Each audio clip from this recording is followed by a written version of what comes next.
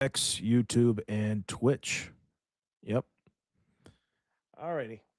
But yeah, that was Tucker Carlson speaking with The Economist about Palestine and Zionism, all of the above, all that good stuff.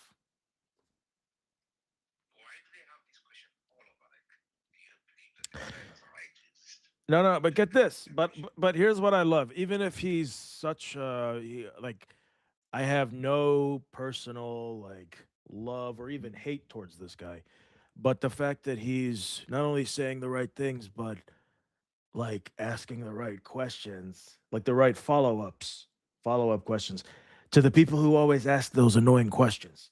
Because I don't see too many people on our side doing that. Like, oh, you're saying, oh, you're asking about is resist's right to exist. You don't ask about Canada or Russia or Iran's right to exist.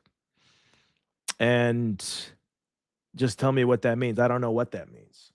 It's insane. Anyway. So, yeah. Oh man. I just love seeing people like Tucker and, everybody just, who never spoke up for Palestine before suddenly do it.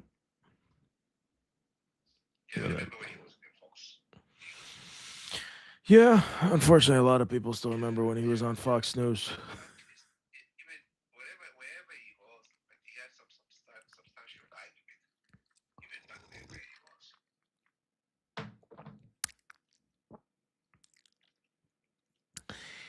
He, yeah, he certainly had the most watched show on Fox, but that still wasn't enough to keep him hired.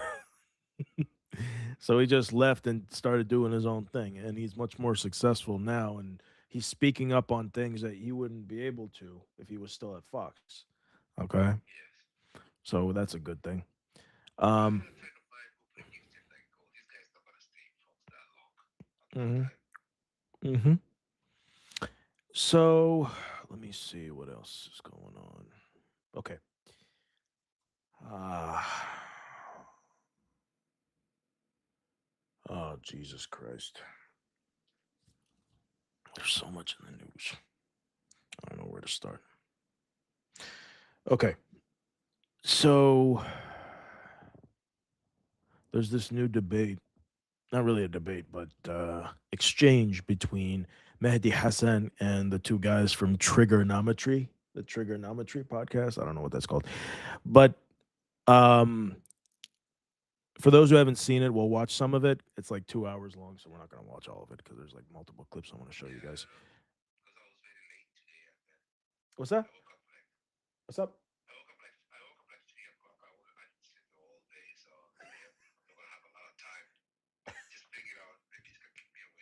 Okay.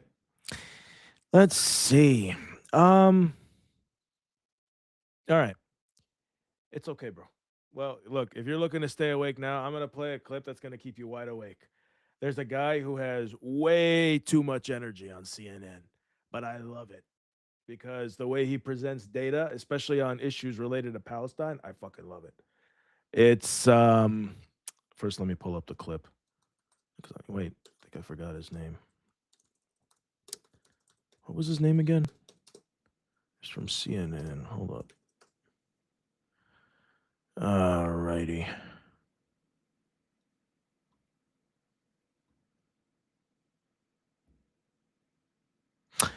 Yeah, he did a poll a few months back on Palestine, so I thought it was interesting. Here, take a listen to this. Or a people's position. Buyer deal, the possible return. The major breaking news out of the Middle East this morning. We are standing by for release within exactly. Data analyst Harry Etten is here. 2 years, we are on the precipice of this big moment. Yes. So where does public opinion stand? Yeah, this war caused a historic shift in public opinion on how Americans view the Middle East conflict. What are we talking about here? Who voters sympathize more with, the Israelis or the Palestinians? Back in October of 2023, it was the Israelis by 48 points. Look at this shift. Now we're talking about the Palestinians by a point. I looked back at every single poll that I could possibly find since this question was first asked in the 1980s. This is the first time ever in which the Palestinians had any sort of lead on this particular question, it is very clear that this war caused a historic shift away from the Israeli position in the Middle East conflict and towards the Palestinians when it comes to who Americans and voters sympathize with. This, of course, was led by Democrats, because what are we talking about? We went from Democrats favoring the Israelis by 26 points to the Palestinians by 46 points. That is a shift, John, quick math in my head, of over 70 percentage points. But overall, the first time ever in which more Americans sympathize with the Palestinians over the Israelis. Truly a historic shift. It's a big shift overall, a big shift within the Democratic Party. What about Republicans? Yeah, it's not just Democrats, though, in which we have seen a real shift of opinion. Even within the Republican ranks, this war has caused real division. What are we talking about? Well, we often talk about by age within the Democratic Party, but what about by age within the Republican ranks? Who Republicans sympathize with? You see a massive, huge age divide. Those 50 and over, what we see amongst Republicans is they sympathize more with the Israelis by 66 points. But look at the voters under the age of 50. They do sympathize with the Israelis, but just by 25 points. We're talking about a 40-point difference, with the youngest Republicans being far more sympathetic to the Palestinian position than older Republicans are. That's a huge gap right there. Let's just say that. That is a huge gap, and I think it's going to be very interesting to see how the Republican Party adjusts going forward. All right, the news of the ceasefire deal, the possible return of all Israeli hostages, what's likely to be the reaction to that? Yeah. Okay, that's enough. But yeah, so Harry's pretty much got it down. So, yeah, there's a huge change in public opinion when it comes to the issue of Palestine amongst Americans, multiple demographics, and in multiple parties. And that's a historic achievement.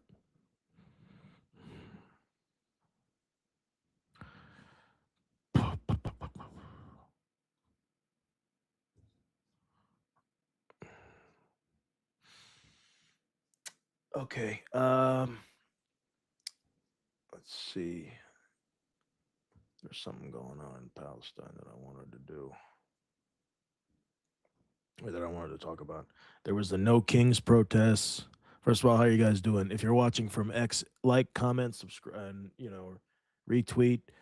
If you're watching from TikTok, go to X right now and your YouTube, and you could watch the stream live. Because maybe at any point, at any moment now, this live might, stop. So, just being prepared for the worst. Yeah. Oh, let's check in on my boys, the New York City Mayor Zoran Mamdani. So, he recently did a skit with his old opponent in the race, not Andrew Cuomo, Curtis Sliwa, someone I wouldn't vote for, but was hilarious, like my second favorite candidate next to Zoran Mamdani. And he's been getting some hate for doing a skit with Zoran by the people who used to support him, oddly enough, but wanted him to drop out of the race and just, get behind Cuomo, but he refused anyway. Now he's universally hated by people who are like anti-Mamdani.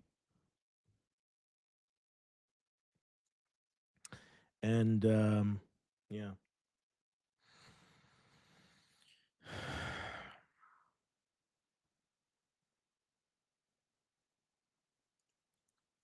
But he didn't care.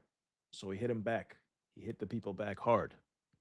So he went on New York One News to defend the current mayor.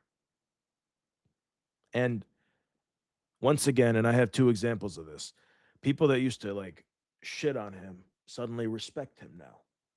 And it's because of the position he's in.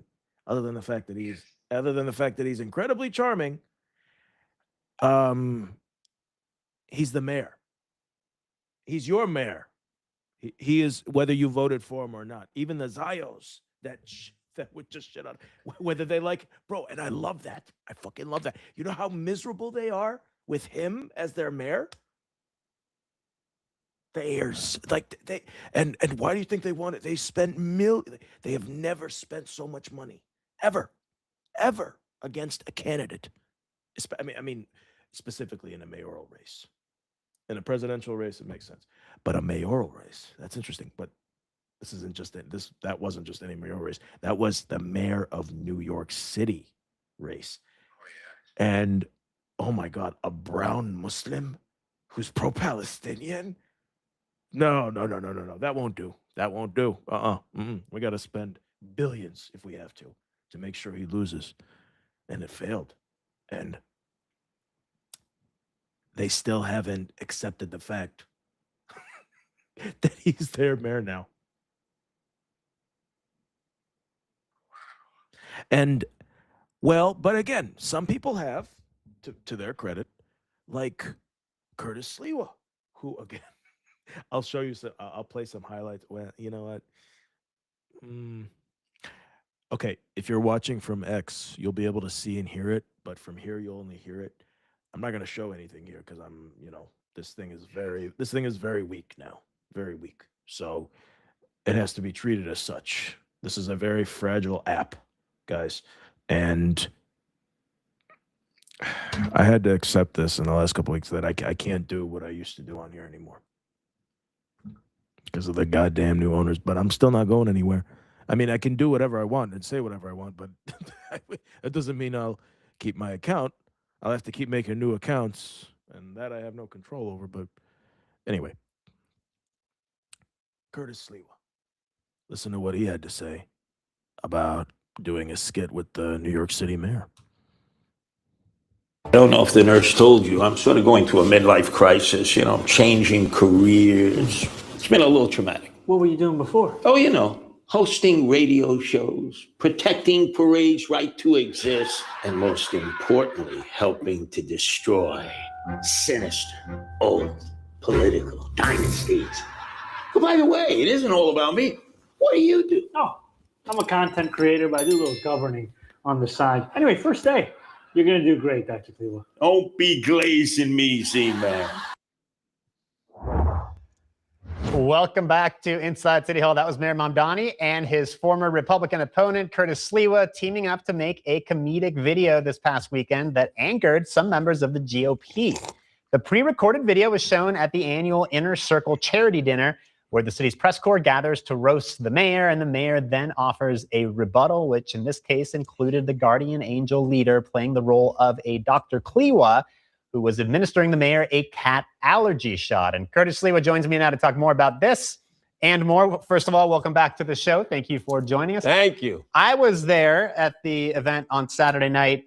It got some laughs. I felt like it was in the context of, all these other comedy sketches in the show. It didn't really stand out to me, but it clearly touched a nerve. Guys, please do with this live. We're just going to give it a shot. Do with this live like it's the last live on earth. Okay? Tap the hell out of it. Like, tap it, share it, gift it like your life depends on it. Okay? Because I'll be damned.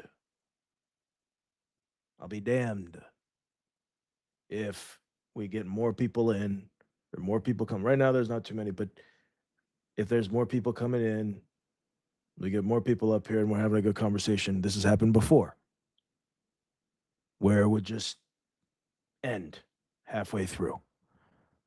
And if I could prevent that, I'll try to. But if not, or if we could try to prevent that, let's try to. But if not, whatever. Again, I'm on X, I'm on TikTok, I'm on YouTube. There's plenty of ways you could watch what I'm doing, and you could comment, you can like, you can repost, you can subscribe, you can do all that. Help support the show in the link tree. All proceeds, of course, go to Gaza and Iran and wherever else people are going through too much. Yeah. Anyway, so thank you, Nasib. Thank you, Waleed. Waleed, you still there? Did you want to say something? I'm here. No, buddy. I heard what you had said. I know the lies is going on a lot, but we have to fight for our freedom, for our right, and to liberate the people from the G-side, which is happening around the world.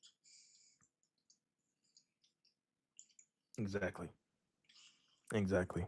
So, I mean, the genocide in Palestine and in other parts of the world, there's genocides. I spoke to an old friend of mine I went to college with earlier, whose family's from Nigeria.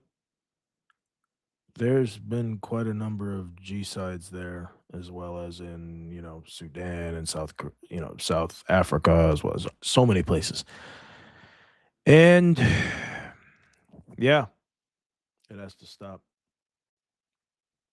I mean, I don't know how else to say it. Like I don't know. I mean, I've been on this app for 3 years, essentially saying the same thing. That I just want to, you know, inform people and help just, teach people what is really going on and what they could do to help, change things, you know?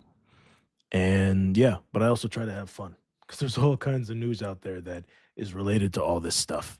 And I know that we're all interested in it. And yes, I cover before last year, I covered mostly like stuff in the Middle East and in the US, like politics wise, and even some entertainment stories.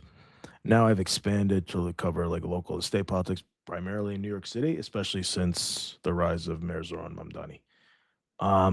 Because anyone who is a part of the pro-Palestinian cause anywhere in the world, I put under my radar, and I make sure people know about, and definitely look to as as some kind of example. So yeah, here we go.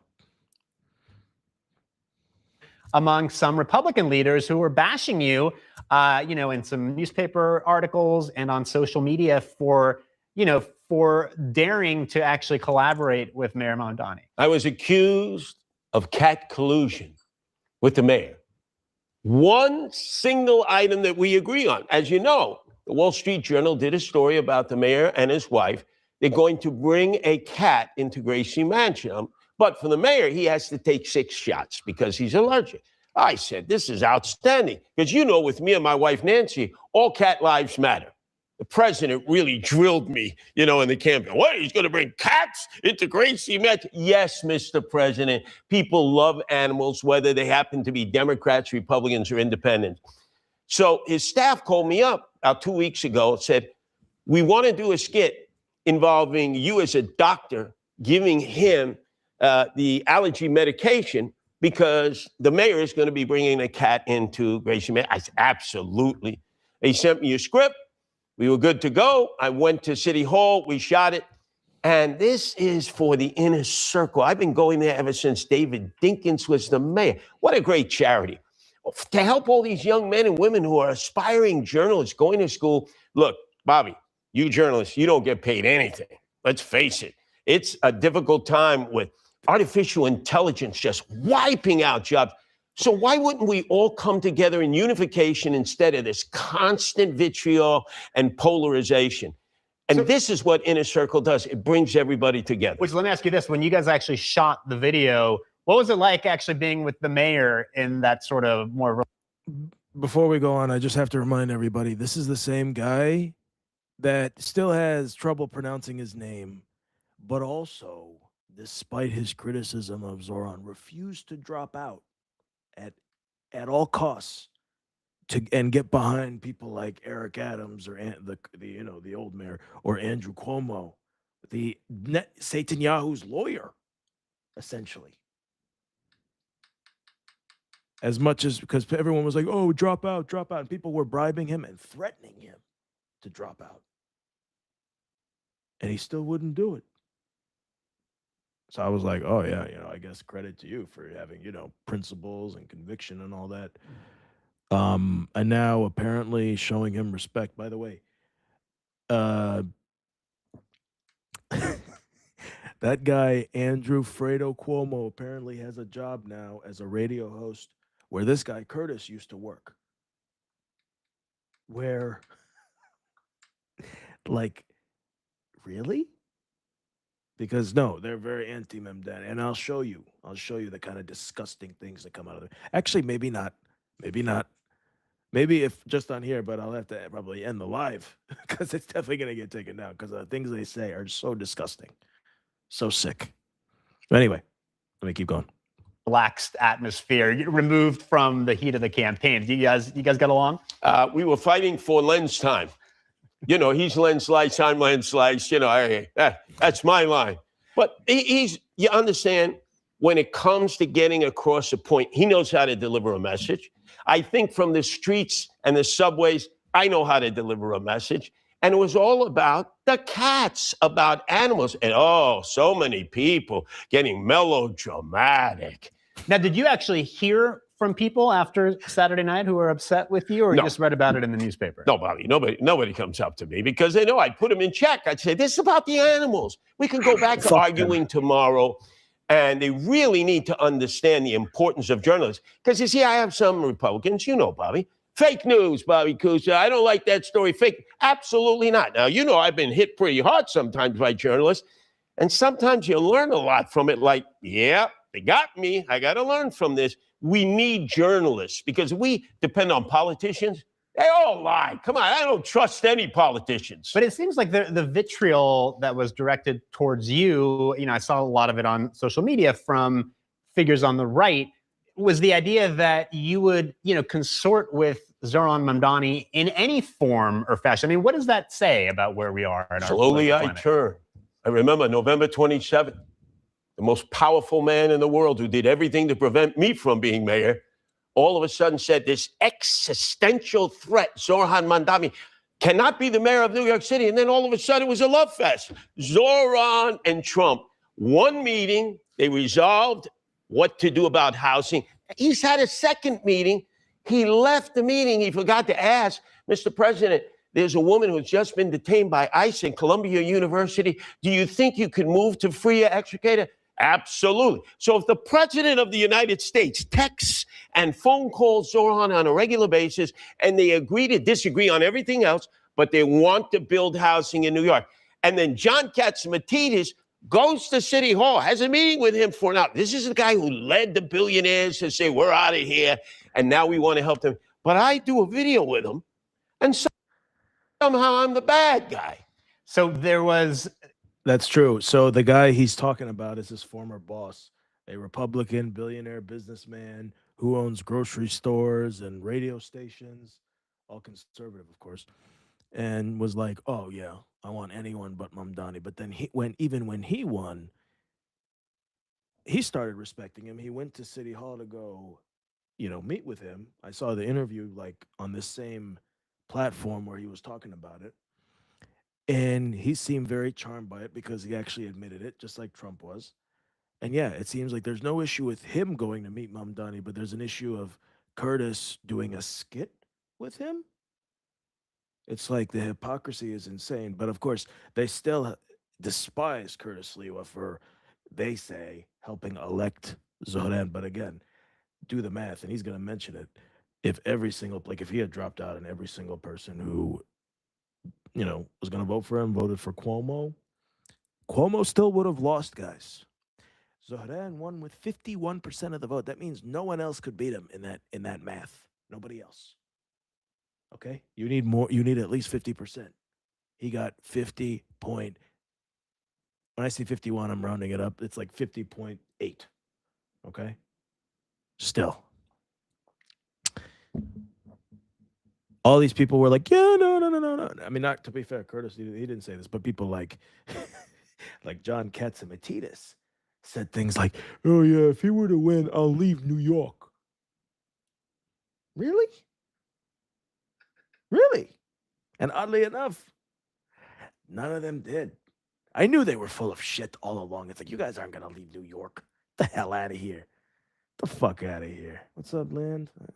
I missed you. How you doing, Land? We're checking in on my boy Zoran Mamdani.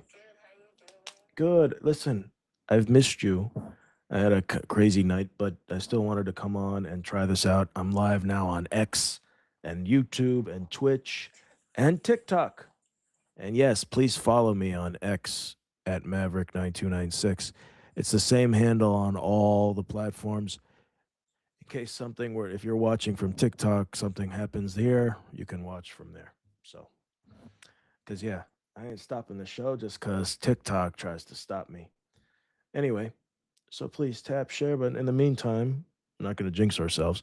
Let's tap share, gift, and follow the living shit out of this live. Okay? Like our whole lives depend on it because I'm sick and tired of this. They're trying to get rid of us. They're trying unlike never before. And it's starting to really, really, really piss me off. But it doesn't prevent me from doing, this kind of stuff. I'm not going to let anyone or anything stop me from doing what I like to do. Not even my own family. My family tried to my family tried, like, let me give you another example. Like, just before I got on here, my family tried to get me involved in some drama. But I was like, no, no, no. I'm not going to let you guys ruin my night. I got a show to do. All right? You guys can fight all you want. I'm going to do what I want here. That's how serious I am. Once you start to affect my platform, my schedule, and my audience, I'm starting to, that's a red flag for me. Okay? And I put my foot down. I don't take shit. Nobody. Whether it's online or in person. Just saying. And let that be a lesson to you guys. Don't take shit from anyone, including your family. Okay? Alrighty. Please tap share, guys. Tap share. All right. I bet after what I just said, I might keep it. Knock on wood. Okay. Now, let's get back to what my other guy, Curtis Lee, was talking about my boy, Zoran Mamdani. Okay? Because he just did a skit with him and he's shitting on those that are going after him for doing just meeting the guy when it's like all of them have met him too. But it's a problem when he doesn't. Yeah. To City Hall, has a meeting with him for now. This is the guy who led the billionaires to say, we're out of here, and now we want to help them. But I do a video with him, and somehow I'm the bad guy. So there was a conspiracy theory that some subscribed to during the campaign, including former Mayor Eric Adams, that you were, during the campaign, colluding with Zoran Mamdani in order to play the spoiler and prevent Andrew Cuomo or anybody else from being elected mayor. Mayor Mamdani was actually asked about that today. Take a listen to what he had to say. I think the only conspiracy that's on offer is two people who have a sense of humor and are willing to poke fun at themselves. What New Yorkers want to see is a city where we can vehemently disagree with each other and also still know that we live in the same city. And a sense of humor, I think, is a prerequisite to being a New Yorker. And all of these people who can't distinguish between a sketch and reality, I think it shows some of the problems they're having with their politics. Okay, I hate to be all religious here, but raise your hand if you're Muslim. Okay. I could tell when I hear him listening, and if you're Muslim, I mean, even if you're not Muslim, you could still understand what I mean when I say this. You could feel that Allah is with him. All right. You could feel Allah's presence with him. Yes. And I think, and by the way, man, he's getting some pretty, he has the highest approval ratings of any mayor that has ever started this early. He is, and I'll show you some polls in a second that are going to blow your mind. That made me be like, oh my God. Say it again. Say it again. Yeah. Yeah. And hey, just so we're clear, I'd never like to use like Curtis Lee was, I never glaze over any politician. In fact, while I'll admit I'm a big fan of his, I'm going to be his harshest, meanest critic if he doesn't follow through, especially on Palestine. Like, oh, hey, this September, the UN, Netanyahu's going to be there. He promised to arrest him as soon as he sets foot in New York City.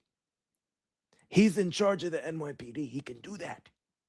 He better do it if he comes.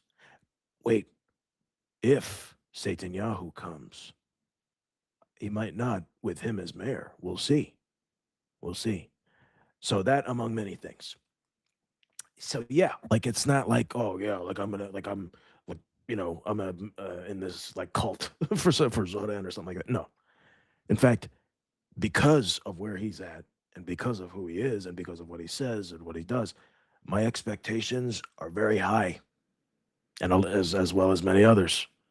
And it's like, yeah, I like if he doesn't follow through. I mean, he's just been there 3 months, so he needs at least a year or two, before you really start seeing changes in the city. Just realistically speaking, like for those who are like, oh yeah, where are the free buses? Shut up. Okay. He just got there and you know it. You guys are just hating. Okay. Those people you don't take seriously. But, okay. By the way, tap share, guys, tap share. I have a feeling I'm starting to get that feeling of you know what. So please tap share, guys, tap share. All right. I'm gonna say that every like minute or so, like at random. Just in case. Because it happens at random. Like they don't even send you notifications anymore. They just like done. Anyway. Bring everybody. Yeah, Nasib, you know the drill. I don't have to tell you. Same thing with land. You know the drill. I don't have to tell you this. Everybody else watching, I don't have to tell you any of this. You guys know what to do. Okay. Every day, he's doing stuff. He's doing what he said he was going to do. That's number one. Number two, his critics. He doesn't like attack them. He doesn't fight. He makes them fall in love with him. Who does that? Like what politician does that? Who does that? He literally charmed Donald Trump. Whoever, not even Melania can charm Donald Trump. Okay? Seriously, who's charmed Donald Trump besides Zohran Mamdani? No one. No one. And this really made me mad, bro. And I'm going to try to keep my voice down because my family's asleep. I was watching CNN the other day where they saw that he went to the White House to ask for some money to build some more housing and all that, which is something he campaigned on and something that Trump likes to hear. People from his own party who refused to back him all he had to say, like just thinking of one guy off the top of my head, like a New York Democrat who refused to support Zohran despite being, his party's nominee, right? He never gave him credit for getting stuff done with Trump that he and his colleagues could never do. All he said was, "Oh, I like this idea, but why can't Trump work with Dems in D.C.?" And I'm like, "Because none of you are Zoran. You guys can't charm him. You guys can't do anything like Zoran can. That's why." But and I wish I was there to say that. But instead, the host of that show basically took the words out of my mouth in a different way, of course. And she asked, and I'm so glad she said this. She's like, "Hold on, let me ask this a different way. Why can't Dems learn more from Zoran? I mean, look, he walks in there with a poster and he made a simple ask and he got it. It was easy. Why can't Dems do that?" No, again, no response. They were like, yeah, I know, I wrote it up, blah, blah, blah, and yeah, let's work together with the president, blah, blah, blah, blah. You're still not answering the question, bro.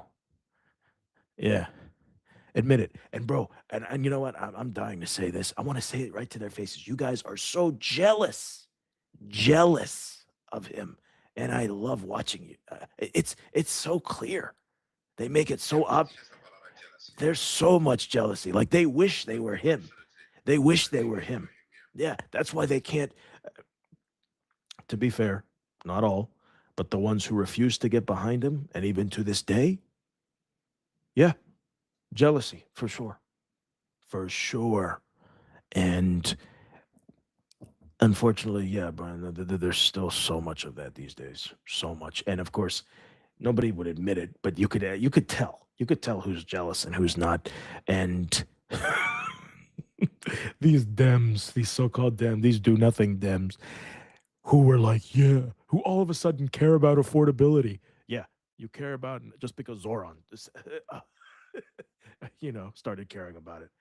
Yeah. Interesting.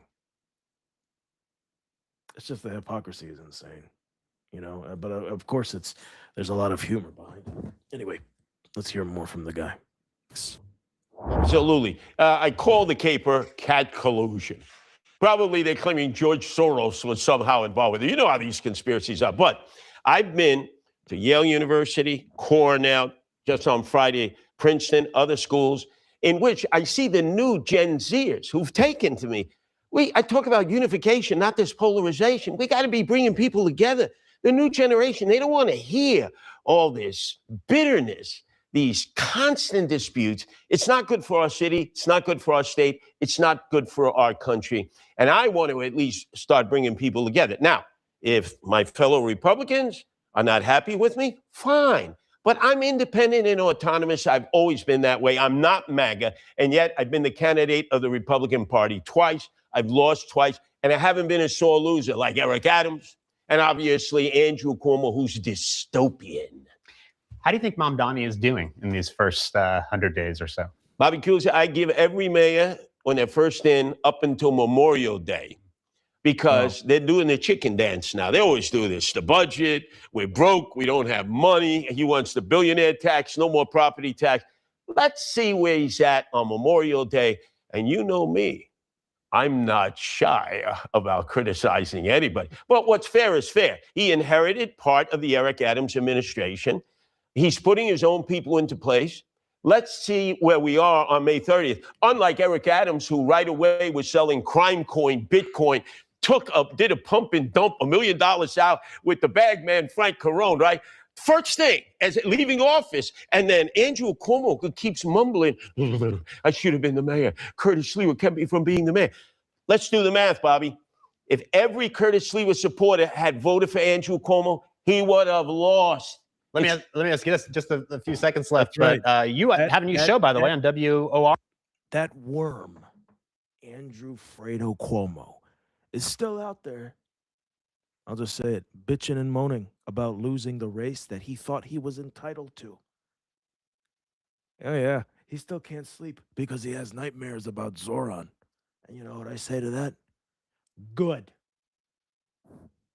That's what you get for supporting is Resist. I mean, what did you think was going to happen? I mean, no, not only that. Okay. It's typical for someone like him who thinks they're entitled to power and we're just and just because people like him and Zoran got in the way of that, he just got so angry and yeah, brought out his true colors of racism and hatred and all that stuff.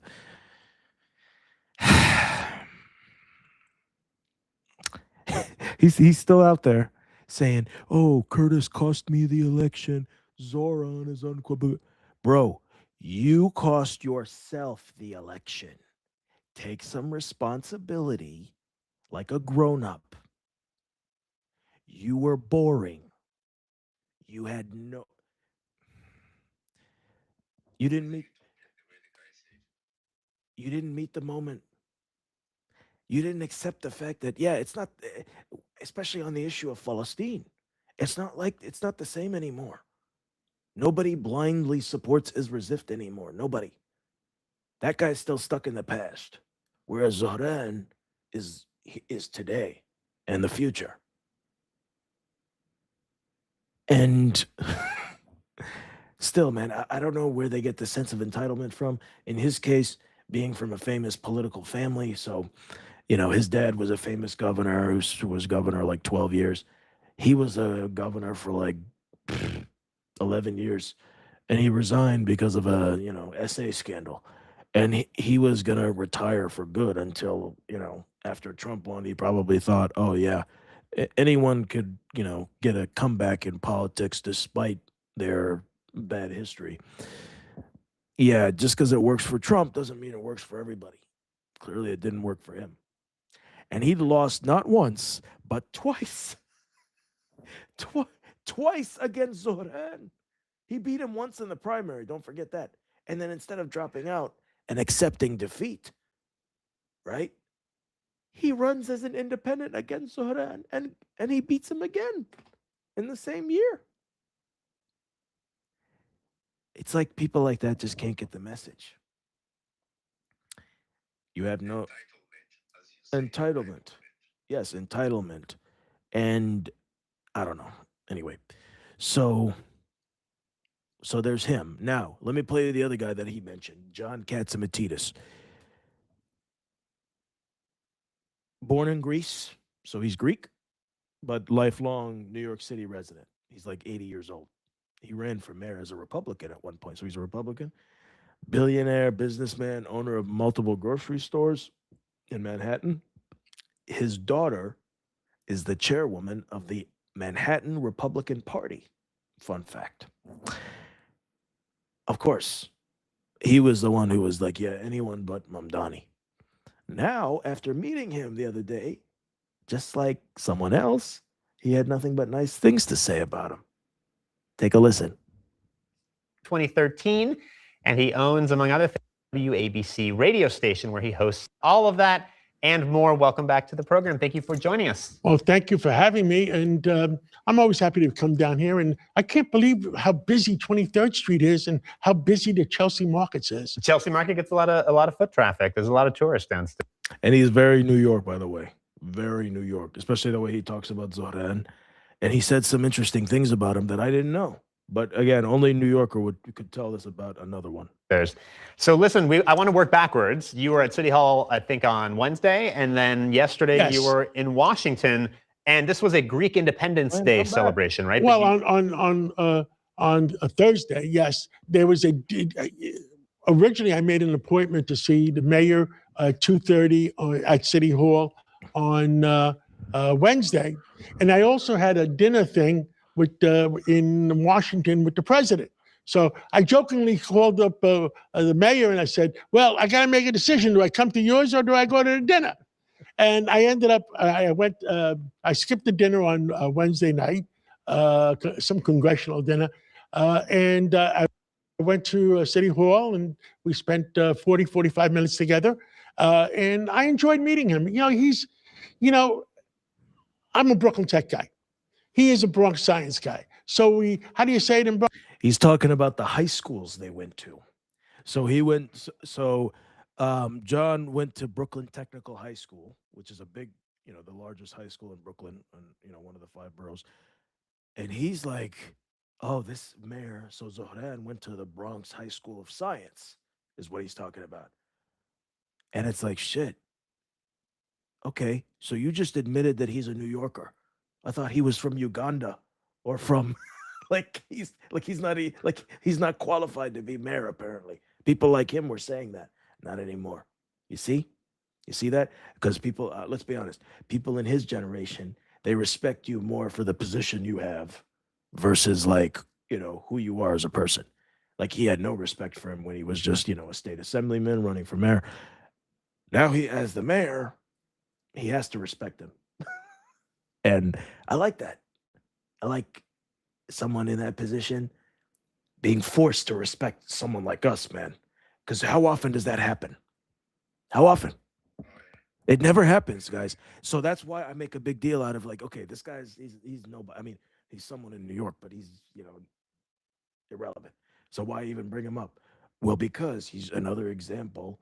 Trump, this guy, fucking Curtis Sliwa, who said that, oh, Zoran, your resume could fit on a cocktail napkin.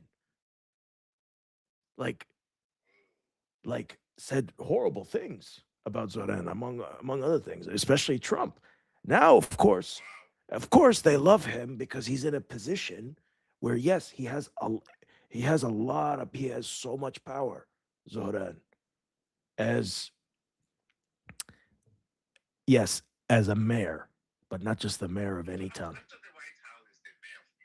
Yes. No. And I feel like you were here when we talked about that. The second, former New York City mayor in the 60s, I think, who got almost as many votes as Zohran did, by the way, because the last time a candidate for mayor in that town got as many votes as Zohran was in 1969 under this mayor named John Lindsay. And he said this, he said, being mayor of New York is the second toughest job in America, in American politics. The first, of course, is being president. The second is being mayor of New York. Because, well, I mean, And here's the thing. While yes, it's true what he says about, oh yeah, he ran to represent the entire city, those who voted for him and those who didn't vote for him, right? And that's how many people live in New York City? Just New York City itself, 8.5 million people. Okay, guys, 8.5 million. But wait, that's not it. That's not it. Because remember, New York City is neighboring other states like Connecticut, Pennsylvania, New Jersey. So he's not just in charge of New York City, he's in charge of the whole New York metro area, which I've found out 20 million people. So he's essentially in charge of an entire state. Like you could like that's how much power he has. Like and it's not just like the governor of New York, and it's like the governor of New Jersey and Connecticut and these neighboring states. They have to work with him too. Okay, because a lot of their state's residents, they work in New York City. They commute in and out of there. And so it's not just because he's talked about it repeatedly. A lot of people who work in New York don't live in New York, and he wants to get a lot of those people back in the city, but there's people who still live in the city. He wants to keep those people, of course, but the ones who are outside the city, he wants to bring them. And yeah, he feels responsible for them too.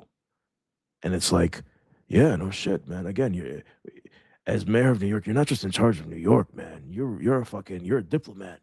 Not to mention you're in charge of the police department, the fire department, the city services, the United Nations. When everyone comes into town in September, he is and Wall Street and all that stuff. And he is going to be in charge of dealing with every world leader when they come in November. Excuse me, September for the UN general. Like, you know what I'm talking about? Um, the one Netanyahu usually comes to speak at, right? hmm So, so it's possible that as mayor, I mean, this is what I would do if I was him. I'd make sure every diplomat who comes to speak at the UN, who lands at LaGuardia Airport, they get the proper security, except for Isra Zift. That's what he should do. And I feel like he might actually do that. Like, say that again. Say that one more time.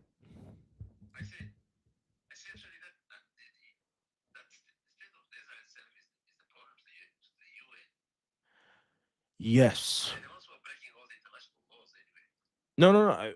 Exactly. Like I remember, even as early as 2 years ago, when Netanyahu and other Isra Zift diplomats,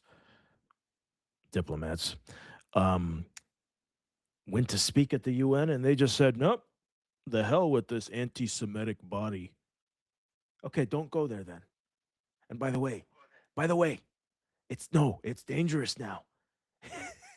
If you guys are watching, your prime minister is toast. As soon as he sets foot in New York, say Bibi Netanyahu, if you're watching, as soon as you set foot in New York City, you're finished, done. So if I were you, I wouldn't come to New York. Don't come to New York, because the mayor promised to arrest you as soon as you set foot on his territory. It's his jurisdiction, and he's in charge of the NYPD. And yes, he'll just call up the commissioner and be like, "Get him." Easy. He has the power to do that. He does. No judge can stop him either. It's perfectly legal. Go ahead, Ben. Did you want to say something?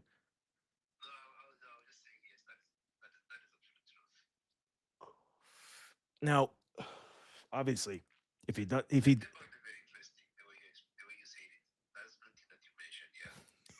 yeah, I'm worried. I'm like, oh shit. Like, okay. What's likely to happen, if I'm being 100% honest with you guys, like, because this is what I do, man. I always try to keep it real with you. I'm not gonna like give you guys any false hope or anything like that. I don't know if I see it happening. However, I do see him not showing up, Netanyahu, because he knows what we know. He knows that that, and he's probably paying attention to Zohran, and he sees like, oh my God, he's taking action. He's doing stuff. It looks like, yeah, he really does support Palestine. That's not good. He might actually make sure. He might actually make. Go ahead. Go ahead. Say that again.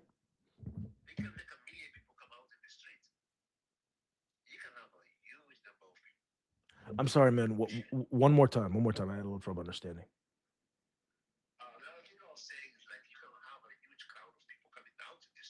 Yeah. Yeah. Yeah. Yes. Yes. Okay.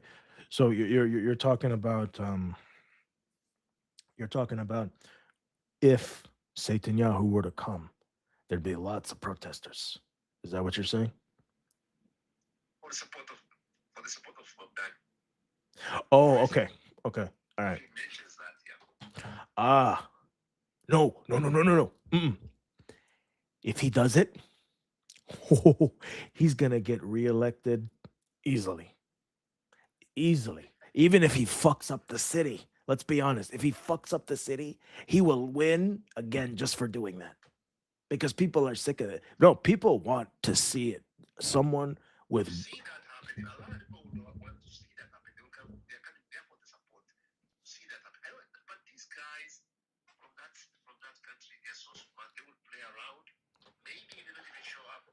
yeah. Like that's why I'm saying, bro, I would love to see it. I'm just being real. It just seems too it just seems too good to happen, if that makes sense. But hey, nobody expected Zohran to win his election. So if there's anything we've learned over the last few years, anything is possible. Like, yeah, I mean, hey, I didn't think there'd be so much support for Palestine in my life like there is now, and there is. I never even thought that someone like him would even like there would even be a warrant out for his arrest. I didn't think that would ever be possible because it's Israel Zif. They get away with everything. I thought they always have and they always will. Nope. Nope. And people, especially in the US, the citizens, and yes, some politicians, like the mayor of New York, are sick and tired of seeing people from Israel Zift get away with everything. They're tired of it. Like I said, I've said this repeatedly. This is not Zohran's first time being in the like pro-Palestine space. Like he didn't just start being pro-Palestine after he's been pro-Palestine since at least 2010. 2010. 2010. He actually has a record of fighting for Palestine. He has a record for it. So that's why I say I have high expectations. He has to do something. And so far, he's doing a lot for the city. But hey, he also said that he wants the city to uphold all laws, including international law. And he told Mehdi Hassan repeatedly he's going to do it as mayor. And hey, he probably didn't think he was going to win. And technically, if we're being honest, man, and I think he knows this too, he wasn't supposed to win. Not in that city. He was someone like him. You'd never expect it, like they're not supposed to get elected mayor, okay? Unless they completely sell out and just act like just a total Zionist and all that stuff. No, no, not at all. I mean, in this case, he didn't do that. He didn't do that. Not even to Donald Trump, of all people. He said that Israel Zift was committing a G-side standing right next to him. Did you see? Did you see that? That the famous meeting, the first meeting that they had, right? Like a couple weeks after he was elected mayor. Of all the things that they were saying, he's like, yeah, I've talked to him about Israel Zif committing a genocide and all that. Dude, and then, bro, I couldn't help but notice when he said that, Zohran, I paid close attention to Trump. And you know what Trump was doing? He was doing this.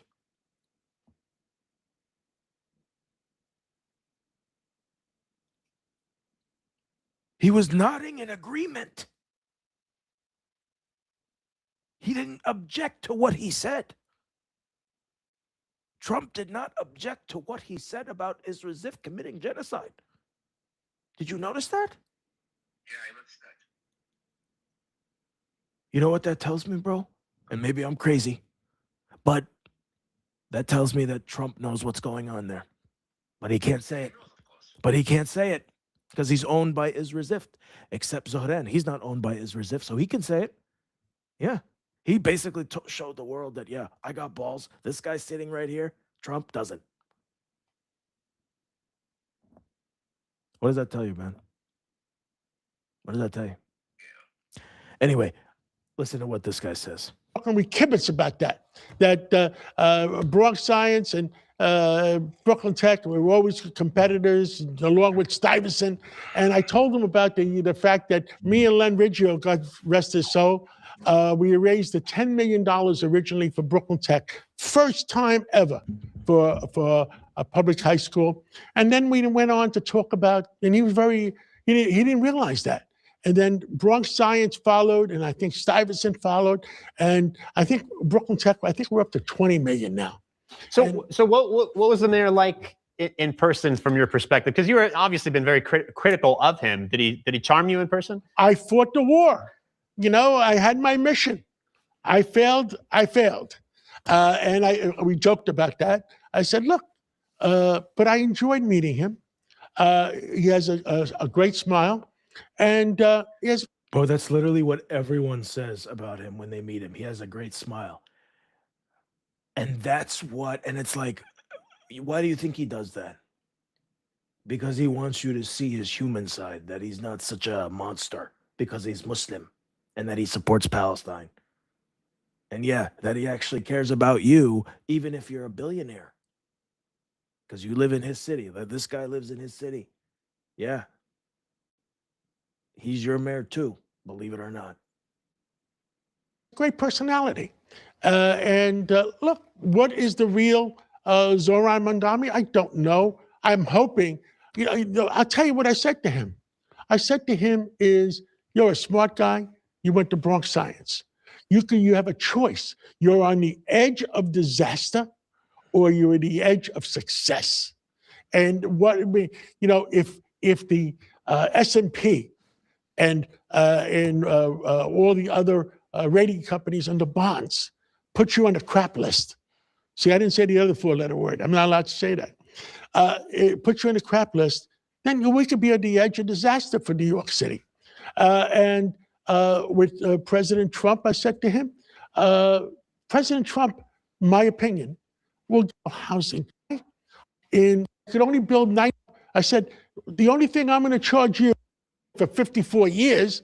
Opponent of Mamdani during the campaign season.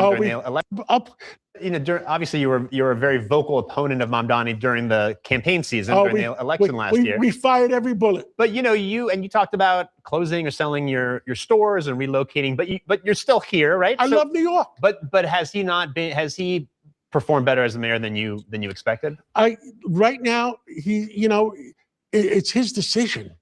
He has the ability to make so many good choices. I believe, look, he's a smart guy. He's a smart guy. He has to realize that we're on either the edge of success or the edge of disaster. President Trump on affordable housing, he'll give an unlimited amount of money, but he has to be able to do the right thing for New York City. All right, so let's talk about your meeting with Trump yesterday. What did you guys talk about in that meeting? Oh, we talked about Greek Independence Day.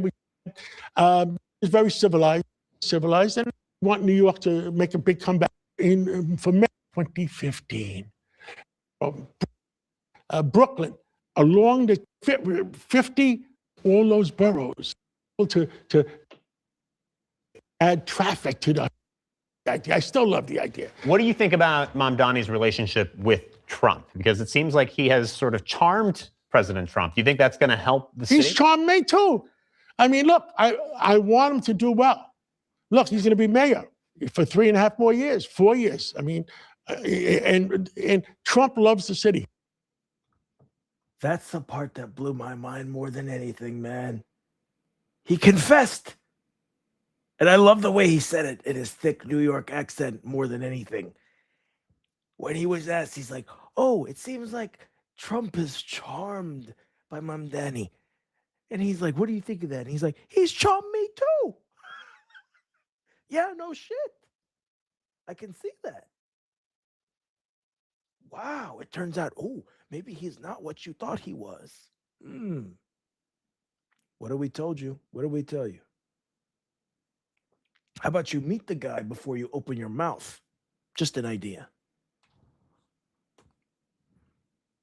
And I can't get that out of my head. He's charmed me too. Like, yeah. Yeah, if somebody's gifted, I mean, the way you say it as a Muslim person, if somebody's gifted, there's nothing you can do about it, you know? Well, You okay. know, like, Okay. there's a gift for a reason.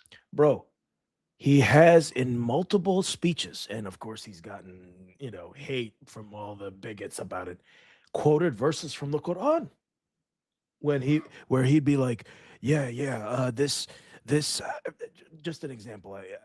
I can't remember exactly what he said, but basically he'd be like, oh, this housing crisis, this affordability crisis, right? That he always likes to talk about, the affordability crisis.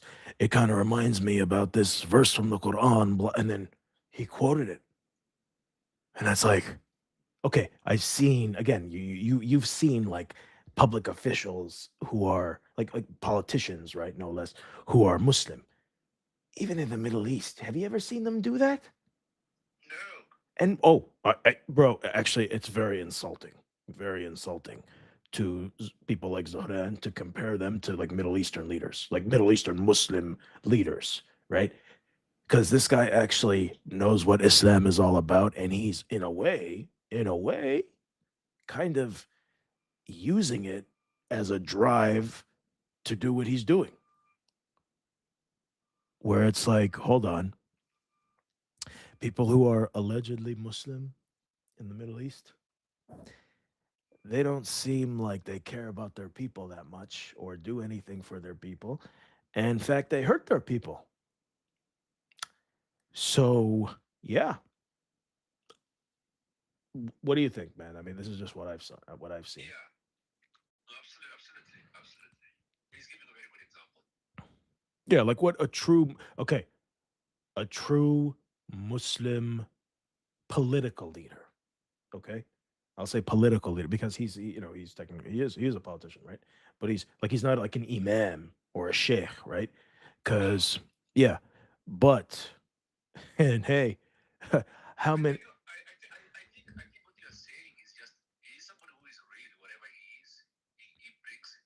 Yeah, I mean, regardless of his like he doesn't have to like, and I want people watching like it really doesn't have to his faith is almost irrelevant, but at the same time, I mean, it's part of what makes him who he is as this like charming and not like nice but relatable and yeah accomplished person, which yeah, believe it or not, Muslims are, also people and they can accomplish things and they can get elected mayor of a city like New York, right?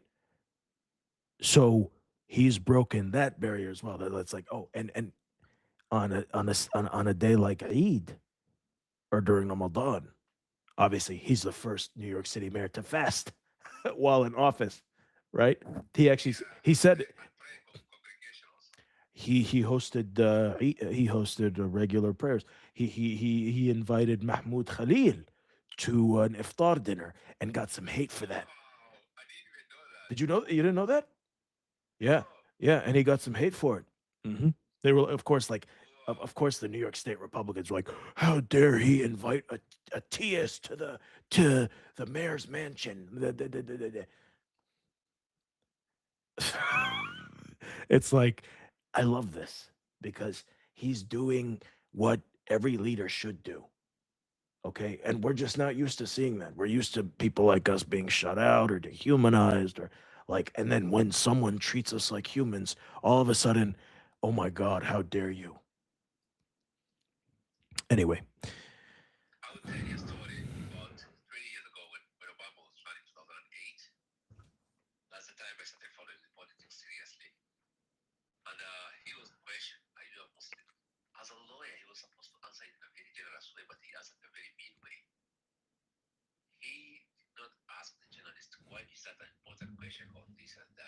Yeah. He just said, "Oh, I'm not a Muslim. I'm a Christian." I know, but he confesses a Christian, which I have no problem with that. But Yeah, he's not Muslim. That was just a lie. That was just a. Yeah, he's not. It was just a lie promoted by racists because he's black. That's it. That's it. If he wasn't black, nobody would accuse him of Islam. But go ahead. Go ahead. That's it. yeah, but even he should have questioned the journalist for asking that question. What is wrong with him? Running for an office? Bro, He did it. he's a bad example. That's why. Oh yeah, I also don't like when people compare Mamdani to Obama. Oh, he is a billion times better than Obama. Even in his first 3 months, he's already doing more than Obama did in 8 years. There, I said it. I said what I said because it's the truth. When Obama was waiting to go to the office, Gaza was being No. Oh. You know what he's saying? He said, "I'm not in the office right now. You can't question me that." No. Well, okay. Yes. Sorry. No. I You're don't have that's the live here. no. You're right. You're right. But it's just I take it a step. I just take it a step further than that. I would just say like, okay, with Obama, he was there 8 years. And there was so much that he said he wanted to do that he didn't do. And then when he was asked why he didn't do it, his main reason was, oh, I couldn't because Congress wouldn't let me, blah, blah, blah, blah, blah. Like, okay, Trump is not using that excuse. Mamdani's not using that excuse. They're doing stuff despite what the other politicians think. Okay? Because they know. And that's why they get along, because they don't care what others think. They do what they think is right for their people, right? That's why you're brought there. Yeah. So excuse me, Obama. And hey, that's why, remember, of all the people who refused to endorse or support Zohran in the election, Obama was one of them. He just called him on the phone, but he didn't endorse him. He supported the other Democrats running in those other states because, like you remember, there was these states and these races in these states for like governor and all that in like Virginia and New Jersey, and yeah, there was like Democrats and they did well, they won, but they weren't like Zohran. He supported them, but he didn't support Zohran. And what does that tell you? And the fact that yes, despite not getting his support or any other mainstream politician support, he still won anyway. That's not common. That's rare. So This guy is way better than Obama in many terms. yeah, In many ways. and of course, with our luck, since yes, we admit he's better, but a lot of people, believe it or not, man, I'd see TikTok videos of Zohran. And a lot of the comments are not really that bad. Some are like, this guy should be president. And I'm like, he can't because he wasn't born here. And of course, someone this good can't be president, but someone so terrible who was born here can be. That makes no sense. Like, at least in my view, it's like, hey, you know what? Even if he wasn't born here, still he has a very, very, high position in public office. I think that should be enough to let him run for president. And get this, if he can't, We're on the same page. Yeah, I'm on the same go page ahead, with you. go ahead, go ahead, go ahead. Sorry, go ahead. What I'm saying that I'm on the same page with you on that. What- Like I totally agree with you the way you put it. Yeah. What do you mean? Like, what do you agree with? Somebody is good should be able to run again for the presidency. If he was born here, he ran for the presidency, I'm sure he would win. Yeah. Now, here's the thing. Technically, there's no law saying he can't run, but there's laws saying or a constitution that says he can't serve as president. Like if he were like he could run, but if he were to win, the constitution would be like, no, you still can't be president because even if you won, you still weren't born here. And it's like ridiculous. But again, this is why I say, guys, who gives a shit?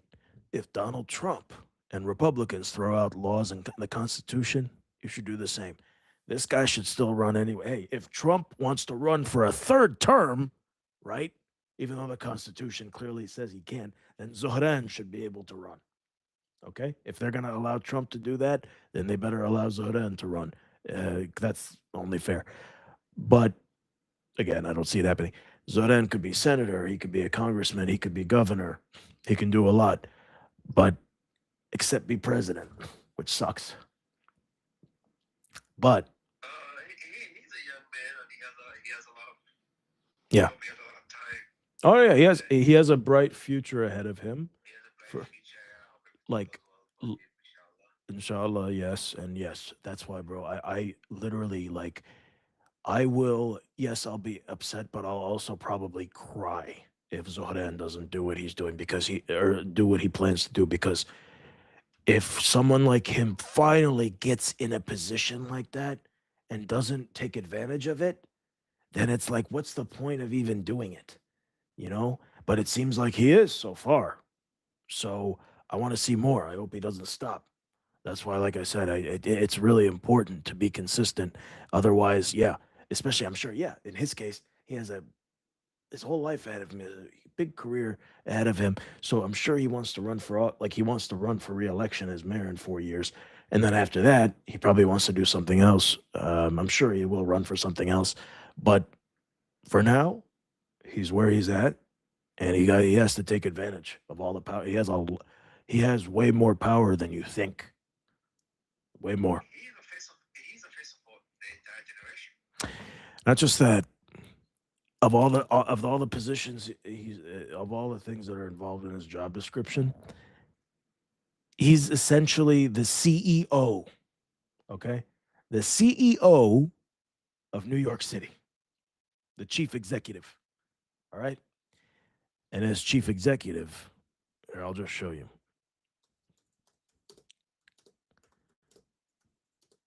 Or I'll read it to you, actually. The duties of the mayor of New York. Okay. The duties of the mayor of New York include overseeing public services. So the mayor is responsible for managing various public services across the city. So, like, again, police, fire department, sanitation. So, yeah, he's in charge of picking up the garbage, keeping the city clean. Like, yeah, he led the charge to clean up the snow back in January during that big snowstorm, and he did a good job. And he helped recruit people who didn't work for the city, but they were just ordinary citizens, and he paid them money to help clean the snow. He didn't have to do that. What politician's ever done that? Asked for help from the people and then paid them to help them. More money than they'd make anywhere, really. Okay, so let's see. Oh, my friend, I have only 2 hours to sleep. Oh, okay. If you can let me go. No problem, man. I understand. Yeah, I have 2 hours to sleep. Okay. And I have this big ring to pull, so I appreciate it's very important for me. I appreciate you being here. Thank you. Absolutely. Absolutely. I appreciate your work. Yeah, yeah, tomorrow I'll open earlier so more people could come in. Yeah, come earlier. Yeah. But yeah. Thank you, man. I appreciate you.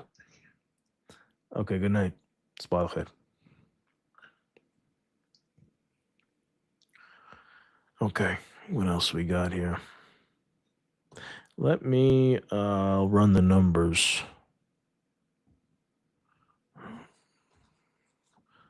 on Zoran here.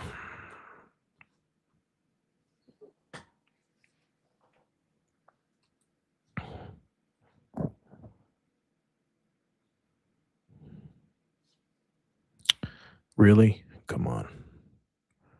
Different layout. Okay, good. There we go. All righty. So let's hear the latest polls on him.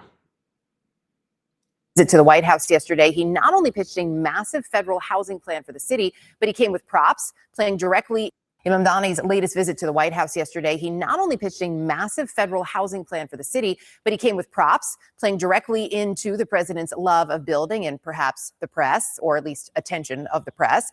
And it may have worked. Mamdani also brought up a Columbia student being detained by ICE while he was at the White House. Trump phoned him shortly after the meeting to say that the woman had actually been released. CNN chief data analyst Harry Enton joining us now with more on the New York City mayor's growing popularity. Yeah. Walk us through. Yeah, okay. You know, President Trump is not the only one who gets the vapors when it comes to Zohran Mamdani. I mean, my goodness gracious, he likes popular politicians. Here's a popular politician for you. Take a look here. Mamdani's net favorable rating in New York City in September of 2025, plus 14 points. December of 2025, plus 38. Now, look at this, plus 48 points. A more popular mayor to start off than either of his two Democratic predecessors, either Eric Adams or Bill de Blasio, the most popular Democrat in New York City in a generation. And President Trump, who likes to get on board with popular politicians, is getting on board right now with this guy.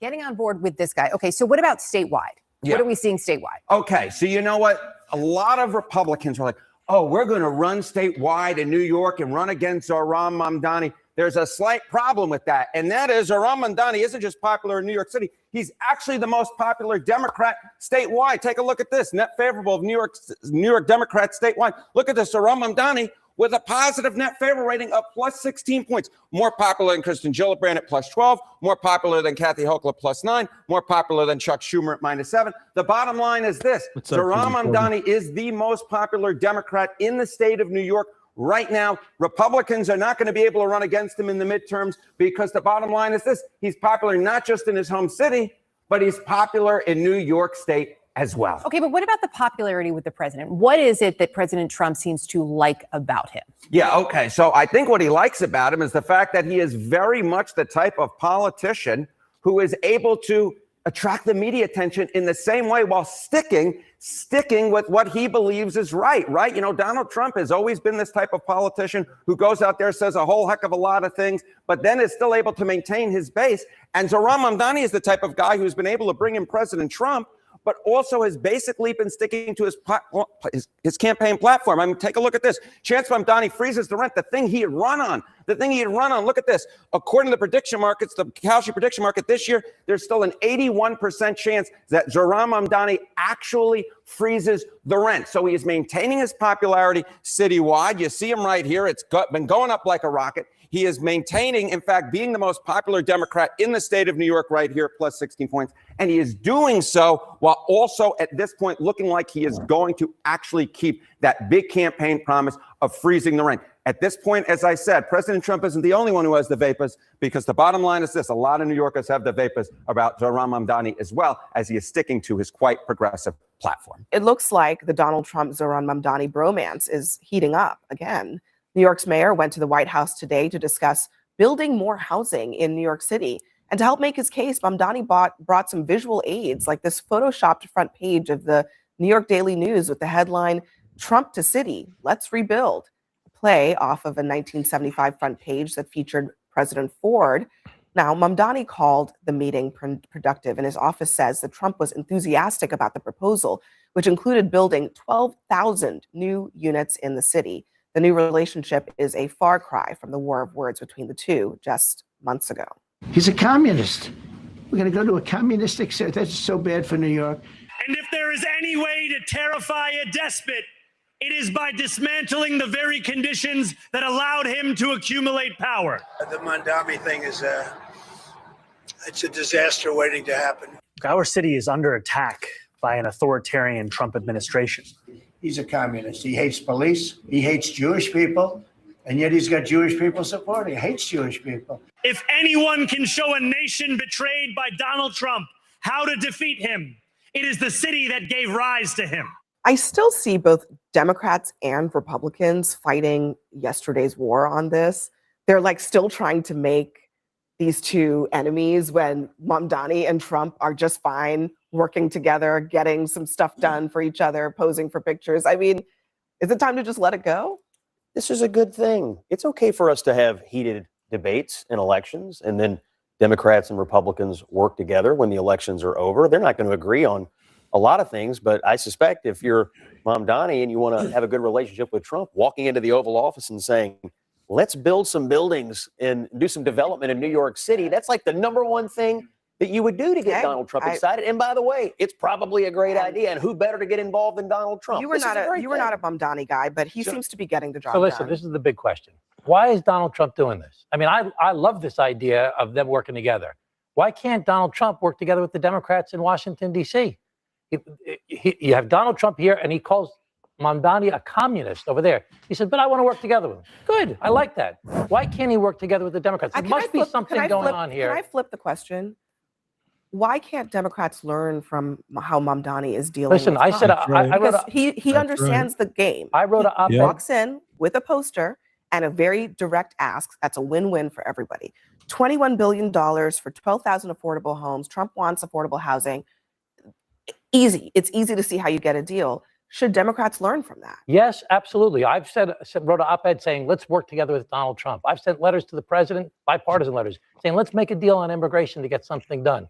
The problem is the president has not talked to any Democrats in Washington, D.C. He talked to John Fetterman once in March of 2025. He talked to Schumer and Hakeem Jeffries before the shutdown, and that's when the whole thing with the sombreros for Hakeem Jeffries. And he's talked to Schumer a couple times about the Gateway Project. He has not been talking to the Democrats. At the State of the Union the other night, I'm very well rested from that evening, but he made a, you didn't have to stand up too much. he made a point of saying they're all crazy, they're all sick. I mean, let's work together to actually solve some of the real problems that affect people's lives. But how many of your colleagues didn't bother to show up at something that would have been controversial for them to show up to and express some interest in at least respecting the office and respecting the institution? Listen, there were plenty who chose not to, and I think that's why I'm making a plea. I'm making a plea to the President of the United States of America. Mr. President, let's work together to get some stuff done.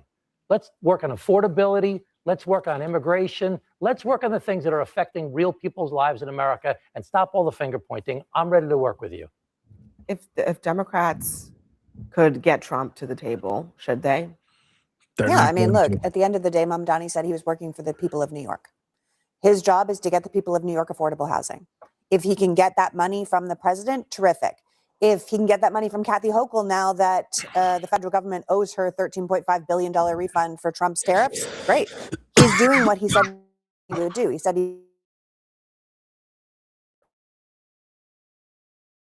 Trump smiling his face off, because I've never seen him so happy. When the GOP messaging for the midterms is Mamdani and the radical left Democrats destroy America. Well, I think that's the They meet again. That's a big smile from President Trump with New York's Democratic Socialist Mayor Zohran Mamdani at the White House today. The mayor brought props. On the right, the president is holding a copy of a 1975 New York Daily News front page showing then President Gerald Ford and the headline, "Ford to City Drop Dead." On the left, a mock-up of that same front page, but with the current president's photo and the words, "Trump to City, let's build." It's part of the mayor's pitch for a big federally funded housing effort that he's seeking. Back in November, the pair had another remarkably friendly Oval Office meeting. The president is suggesting the two actually had a lot in common, even though he's often falsely referred to him as a communist. On Tuesday night, the president tossed out that word again when he mentioned Mamdani during his State of the Union speech. And even the new communist mayor of New York City, I think he's a nice guy, actually. Speak to him a lot. Bad policy, but nice guy. This is the strangest pairing. David, we've all seen the Dear Leader cabinet meetings where people go around the table and basically, praise the president. He usually sits there stone-faced. He even possibly fell asleep during, while Marco Rubio was speaking. Now you see this smile on his face every time he talks about Mamdani. Is there any other politician who has figured out President Trump's love language? Nope. Not that I've seen, not just a politician, even from his own party here, Anderson, but politicians around the world are trying to figure out how to manage Donald Trump and navigate that relationship, which can be really tricky at times. And here is the 34-year-old Democratic Socialist mayor who is new to this national political scene, who seems to have figured something out here. I mean, they're just like two boys from Queens, that are able to bond. And of course, today, coming with the props, as you noted, definitely understanding the flattery thing that works with Donald Trump, but also just seemingly to know how to balance the relationship that works for both of them. Mayor de Blasio, I mean, I got to say, when I saw that, Gerald Ford, that classic headline, New York Ford to city drop dead, it is kind of brilliant to bring this other newspaper with a positive thing that would praise the president for building the city that, he's spent most of his life in. It's absolutely brilliant, Anderson. What I love about this, there's a certain happy warrior reality about the way Mamdani does things. I mean, there's this beautiful audacity to go there with these mocked up headlines, like no sense that that's going to seem hokey or anything, because it's exactly the language that Trump speaks, to have props and to suggest something grand that Trump will be the author of. It's just a great move. And what's fascinating about these two guys is, of course, their similarities. They both ran as populists. They both kind of don't have anything to lose when they take some of these risks. No one's going to doubt Mamdani's ideological differences with Trump or vice versa. But what I think we're seeing here is Mamdani is just playing this situation like a fiddle. He understands what gets to Trump, and he's doing it with an audacity that actually is what Trump respects. Yep. Brad, how do you see it? I mean, it is, I don't know if, the mayor's going to get anything out of this, but do you think he will? How do you see what Trump is doing here? Well, the other thing Mamdani and Trump have in common is they both conquered their political party over the objections of party leaders. And I think Trump probably respects that. But concrete and scaffolding are certainly Donald Trump's love language. And Mamdani has decided to do that instead of talking about seizing the means of production, which he previously has talked about, which is the source of his communist jibe. Yeah, seizing the means of production would probably not be a good conversation starter. Yeah. David, is there a political risk, you think, for Mamdani here? Nope. I don't, because of what Mayor de Blasio was saying. I don't think anyone is going to think all of a sudden, I do think there's Republicans who do that when the person who... It was alleged the agents gained entry under false pretenses. DHS, I should point out, denies that. The student posted this on social media while in custody, which reads, "DHS illegally arrested me, please help." This afternoon, Mayor Mamdani posted this, which says that he brought up his concerns about the student with the president, that he, quote, has just informed me that she will be released imminently. And apparently she has now been released. I'm wondering what your reaction to how this all played out. A couple of quick things. First of all, what an extraordinary day for Mamdani that he starts the day talking about his theme, affordability, a plan, it could mean like 30,000 or more New Yorkers get affordable housing. And then later in the day, he helps free a student who's inappropriately arrested by ICE. Another key Mamdani theme, taking on ICE and standing up for immigrants. Very, very powerful. I think what's interesting here is, did the president play a role? I wouldn't be surprised at all, because I think the president understands he has painted himself in a corner. I'm not sure he understands the moral piece of it, but he certainly understands the political piece of it. What ICE has been doing has lost the faith of the American people. And when you go into a dorm and you have to, these agents apparently said they were looking for a missing person, so they lied to get in. They arrest a student who's clearly not a threat. This is exactly the kind of thing that is driving everyday Americans crazy. It looks reckless. It looks like taking away people's liberties. I think Trump was quick to say, let's get out of this right now. Brad, are you surprised by this? No, I'm not. She's been released? I'm not. I'm not as surprised because, I think the president is trying to pivot to make clear that they are trying to take serious criminals and people who are felons because they've crossed the border twice and not. Who's using this moment to quietly, strategically, he must believe, this makes sense, clearly, to get close to Trump. Okay, he went, he had another meeting. He brought props to make his case on housing, according to sources. Trump is smiling and he's holding up the front page of the Daily News in 1975 with Gerald Ford's face and the headline, "Ford to City Drop Dead." And Mamdani's got a mock-up, "Trump to City, let's build." That he made. It's important. Zoran Mamdani made that to bring it to Trump. I mean, you mean he actually glued it? No, I mean, Trump didn't make this. Okay. I'm like, wait, is this okay? For Trump, right? I think that it's just important to let people know that. Right. Carry on. Mamdani, right. So Jamal, he wanted to. He. This is the language that Trump speaks.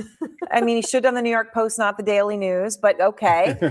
But he's speaking the language. Yeah, you scratch the puppy's belly, and then you show up. And he figured out how to pick the lock in the Donald Trump White House, which is you're nice to Trump, you ask for what you want. Trump likes star power, whatever it is that goes on between them. He's figured out how to do it. And I think New York being Trump's home city, there's something about that maybe softens Trump up to Mamdani's approach. Does Mamdani pay any price for that from his social democrat, as he calls it, base?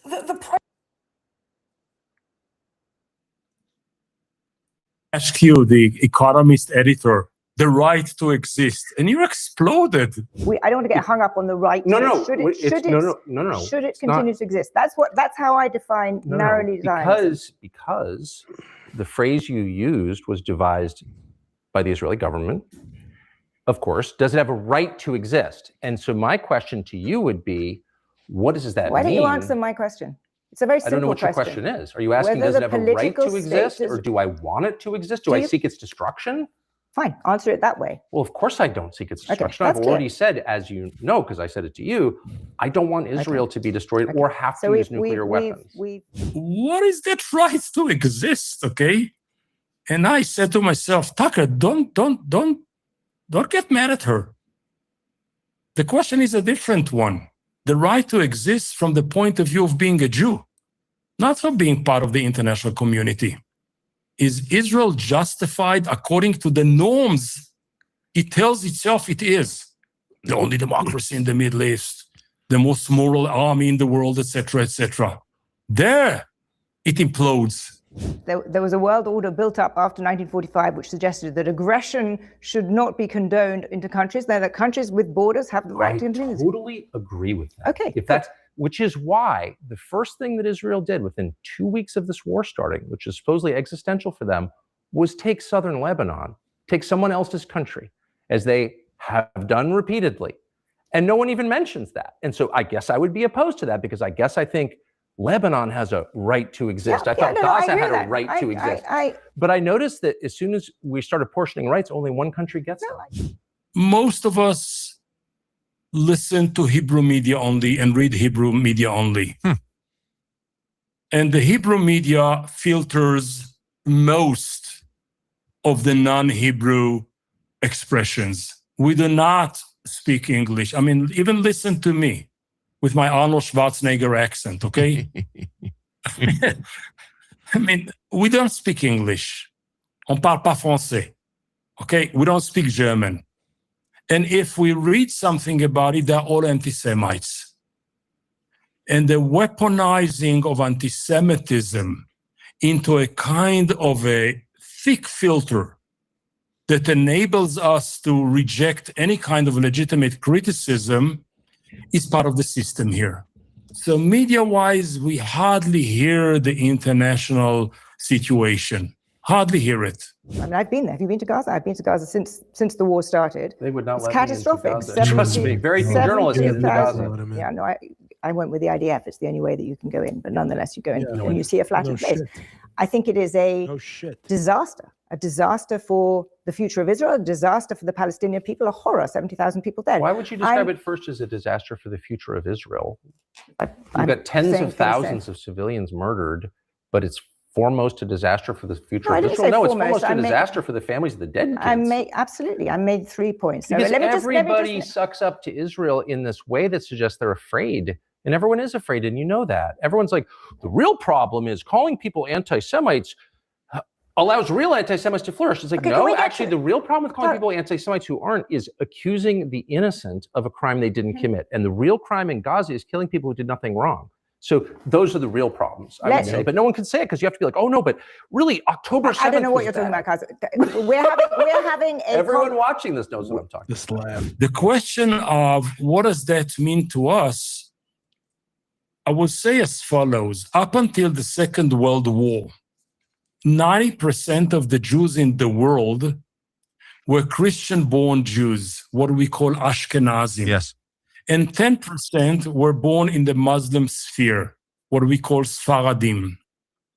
So it was 90% Christian world Jews and 10% Muslim world Jews. Today in Israel, it is 50-50, which means the old perception that Israel is an offspring of the West, of the Christendom, demographically doesn't work. I don't want any country to be destroyed at all, and I don't want people to die, particularly ones who committed no crime, because I don't believe in killing innocents, period. That's the basis of Western civilization. Eastern civilization, it's a whole different view. They believe in collective punishment. I don't. So you're in no sense a Zionist? I don't even know what that means. Why don't you define the term, and then I'll tell you whether I am. I've just defined it. What's you said that a Zionist, in my narrow term, this definition is that the state of Israel, the political state of Israel, has the right to continue existing. The right? Where does that right come from? What do you mean? These are like, I'm not being a lawyer about it. I just want to know what you're asking me. To answer the question. Because I don't know what you're asking me. Let's go to the Wait, third. no. I think a lot. You don't want to define your question, and I don't know why. I don't know what you're asking me. I've already said I don't want Israel to be destroyed. I don't want anyone to be killed. And you've said, does Israel have a right to exist? Does it have my question is, what right are you talking about? Does Britain have a right to exist? Does the United States have a right to exist? Because at least half of the Jewish Israelis, not to talk about the 20% of Palestinians with Israeli idea, but from the 80% Jews, 50% were born or offsprings of Muslim world Jewry, which do not share the same legacy and the same heritage and the same tradition that Jews shared with you, which is the evolution of the West. I'll take it a step further. Yes, many of us were born in so many other places, or our parents or grandparents, but most of us were born here. And here is a very strange place. On one hand, we're not Europe anymore because we got disconnected. And on the other hand, we never got connected to the region. So we are kind of a standalone island, totally disconnected from the region, refusing to get connected. When normalization was offered to us only 2-3 years ago, it was a threat. We never dwelled into the strategy, what should be our relationship with the region? So much so that in a way, we resemble a lot the kingdom of Jerusalem of the Crusades. Foreigners coming from the outside, circling ourselves with a kind of a self-siege wars and never integrate. It is not right because there were interaction between the regional Muslims at the time and the Christians at the time. But nonetheless, the kingdom as a political entity never wanted to be part of the region. After 200 years, it expired. The state of Israel, born out of the ashes of the Holocaust, for sure, but earlier on was born out of the nation-state idea of getting secular Europe with its solutions to its national groupings, came to the Middle East, which is not part of the nation-state thinking, didn't go through the processes of secularization and revolutions, the Industrial Revolution, the French Revolution, the American Revolution, the British Revolution, never went through them in order to get where we are today, and therefore didn't find any hooks to get connected. So we lost our Western hinterland, and we never seeded enough in order to grow to be part of the local fauna. Interesting stuff. Wow. Thanks for. Let me show you this clip next.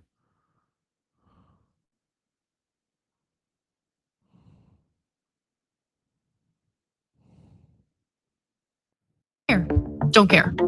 The truth is the truth. And there just aren't enough people who are willing to tell the truth, even though it might come at a cost.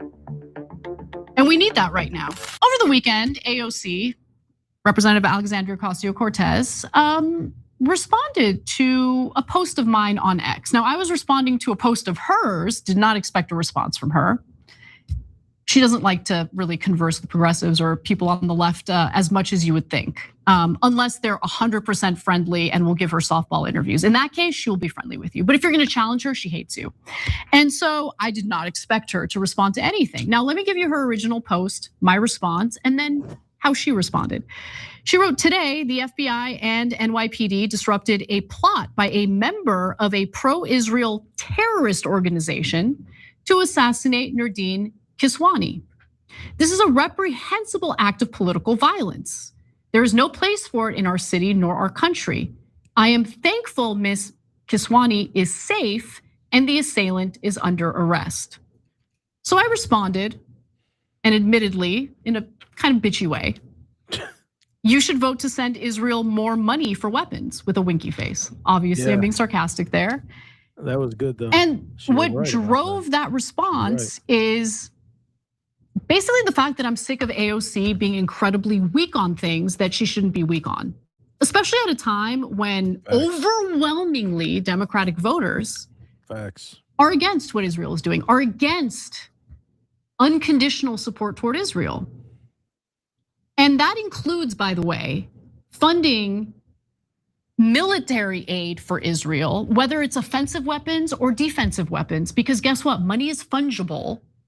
And I think that, and I mean, I don't think, I know based on now multiple organizations, including organizations within Israel, that Israel carried out a genocide in Gaza. That continues, by the way. They're trying to do the same thing in southern Lebanon.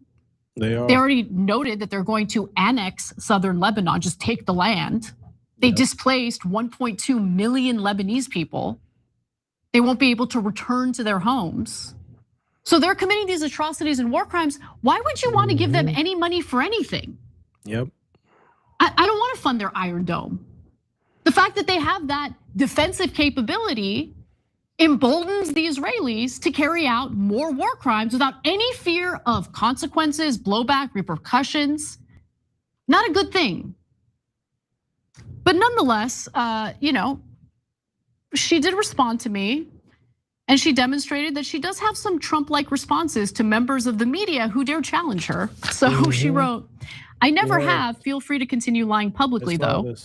Those checks don't cash themselves and you aren't talented enough to be relevant with the truth. I don't know what that last line means at all.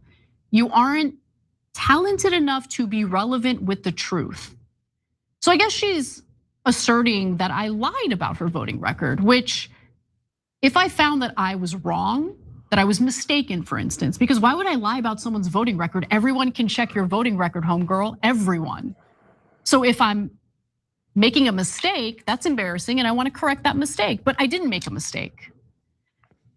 She lied. So let's get to the details here.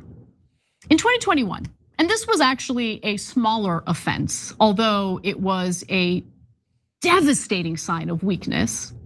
Back in 2021, when Israel had a sweet economic surplus and we were drowning in $28.4 trillion in debt, the House Republicans specifically, had proposed sending Israel an additional $1 billion for their Iron Dome system. And that was on top of the $3.8 billion we already send them every year. Why would we send them more money when A, they have an economic surplus? How about you pay for your own damn weapons and defense capabilities? We're in debt, they have a surplus. And they have the freaking audacity to ask us for an additional $1 billion, okay?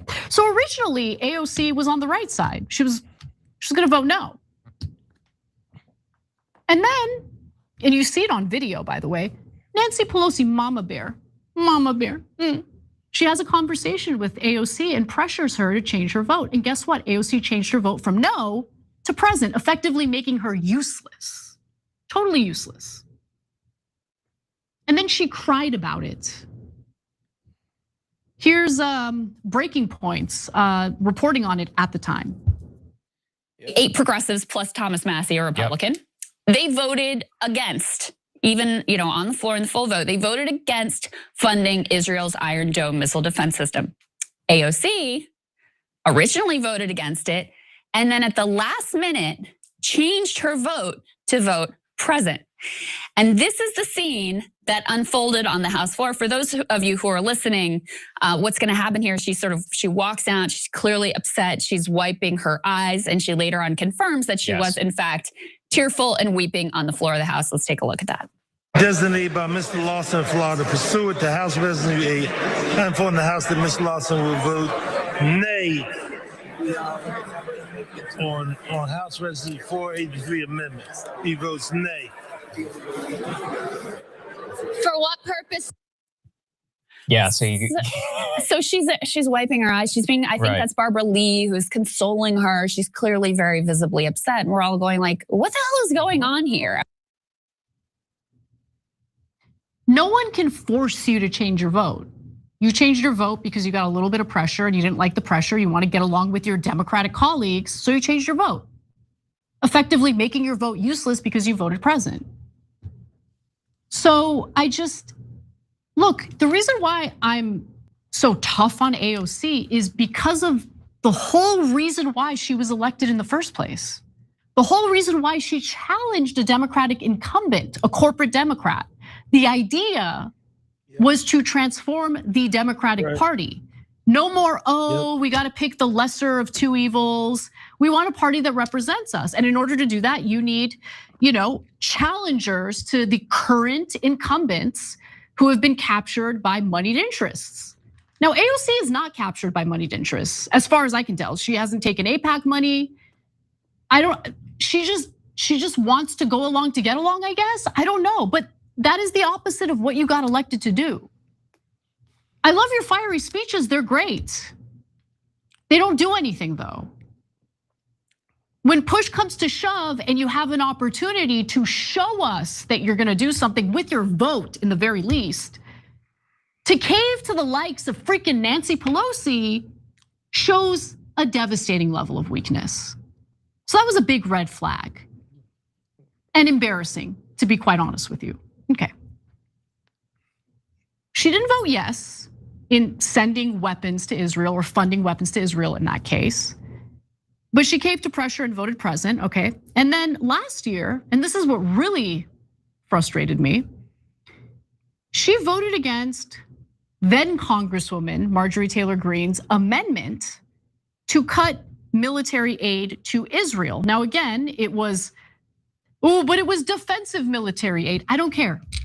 Again, money is fungible, and if you call Israel an apartheid state, which she has in the past, why would you give any support to an apartheid state?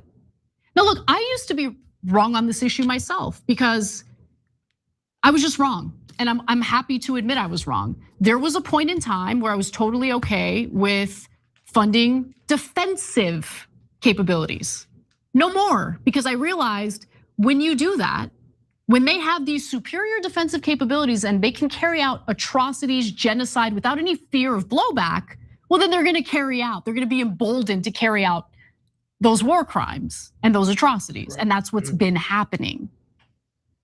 The other thing is money is fungible. So if they're genuinely taking money from us to fund the Iron Dome, well, that frees up money to buy other weapons, doesn't it? To continue committing the atrocities. So I changed my mind on the issue when I was presented with really good arguments.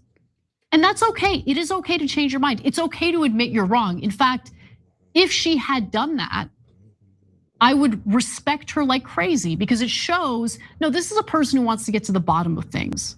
She cares about what's right, even if it means admitting she was wrong previously, but that's not what happened here. I'm the untalented one. She's the super talented one who cried on the House floor and then a few years later voted no on an amendment that would cut $500 million from Israel's military aid. That's right. That's right. So let's take a look at this video because here's Marjorie Taylor Greene explaining what her amendment would have done. The American people are $37 trillion in debt. So this is money that is being spent that they already don't have.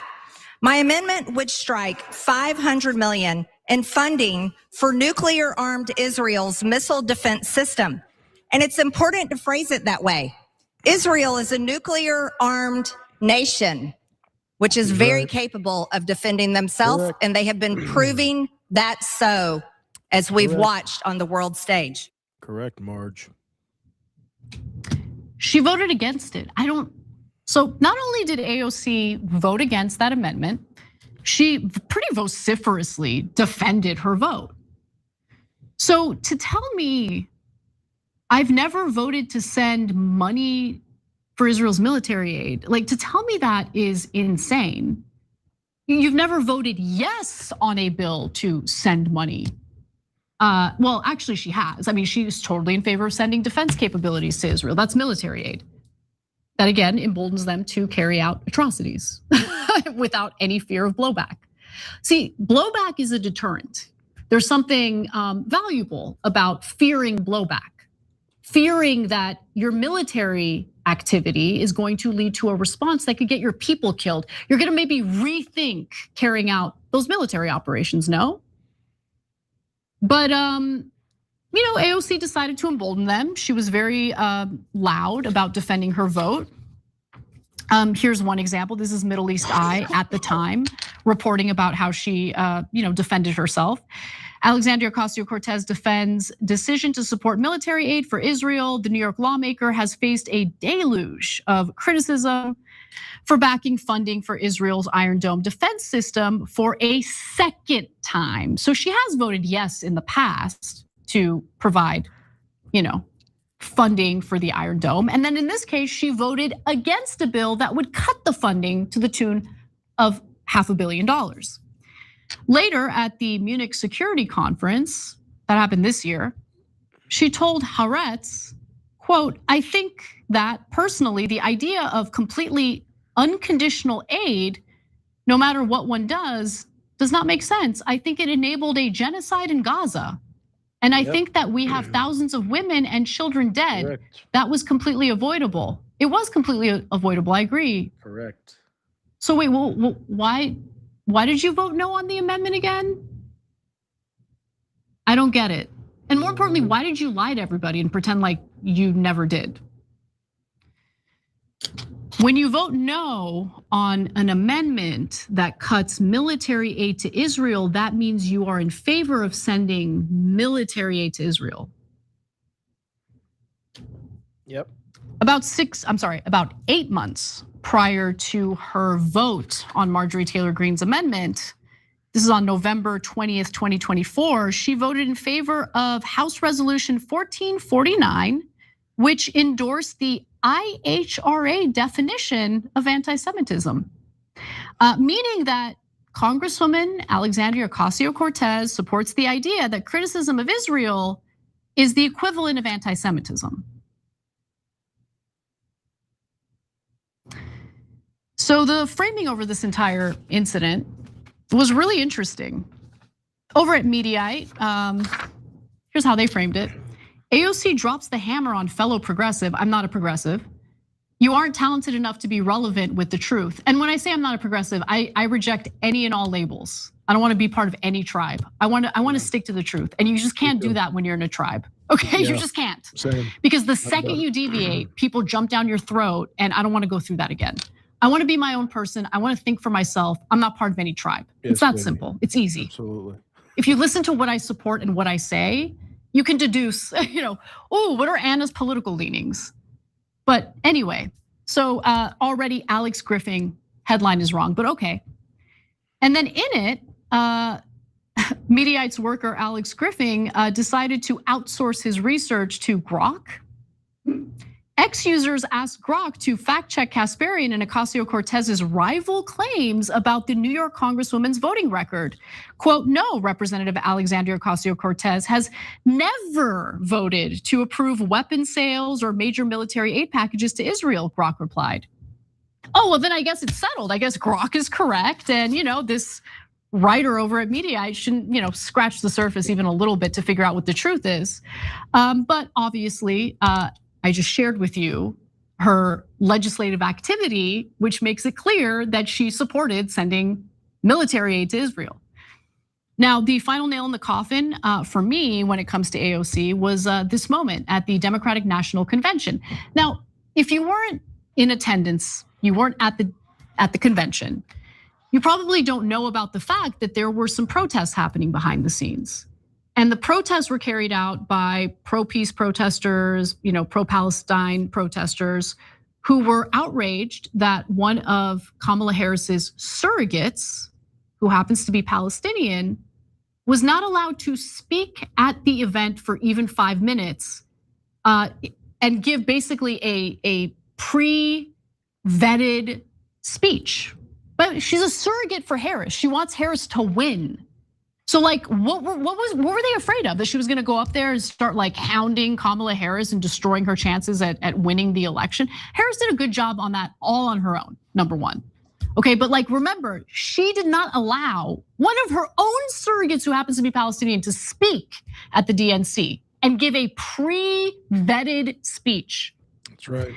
And then Congresswoman Alexandria Ocasio-Cortez told a massive lie about what Harris was doing about the genocide in Gaza. Take a look.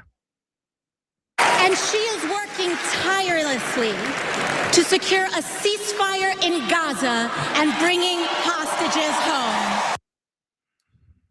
No, she wasn't though. She wasn't. When asked by the ladies at The View how her presidency would be different from Biden's, she didn't have an answer. It'd be the same. Biden enabled genocide in Gaza, as we all know. By the way, speaking of Biden, when it was very clear to everyone in the country, everyone in the world, that Biden's brain was leaking out of his ears and he was not fit to serve another term, AOC demanded that he stay in the race. You remember that? Great political instinct, so talented. She did. Right, she did. She did. And the other thing about Bad Harris judgment. Very bad was judgment. that she was pretty vicious to pro-Palestinian activists who would attend her campaign events. That's right. She never was. answered their questions, never took them seriously. That's She's right. working tirelessly to secure a ceasefire, not buying it. Right. The other reason why I'm not buying it is because of what we heard from the US ambassador to Israel soon after the 2024 election. Because if Harris is no different from Biden, according to her on The View. That's what she said.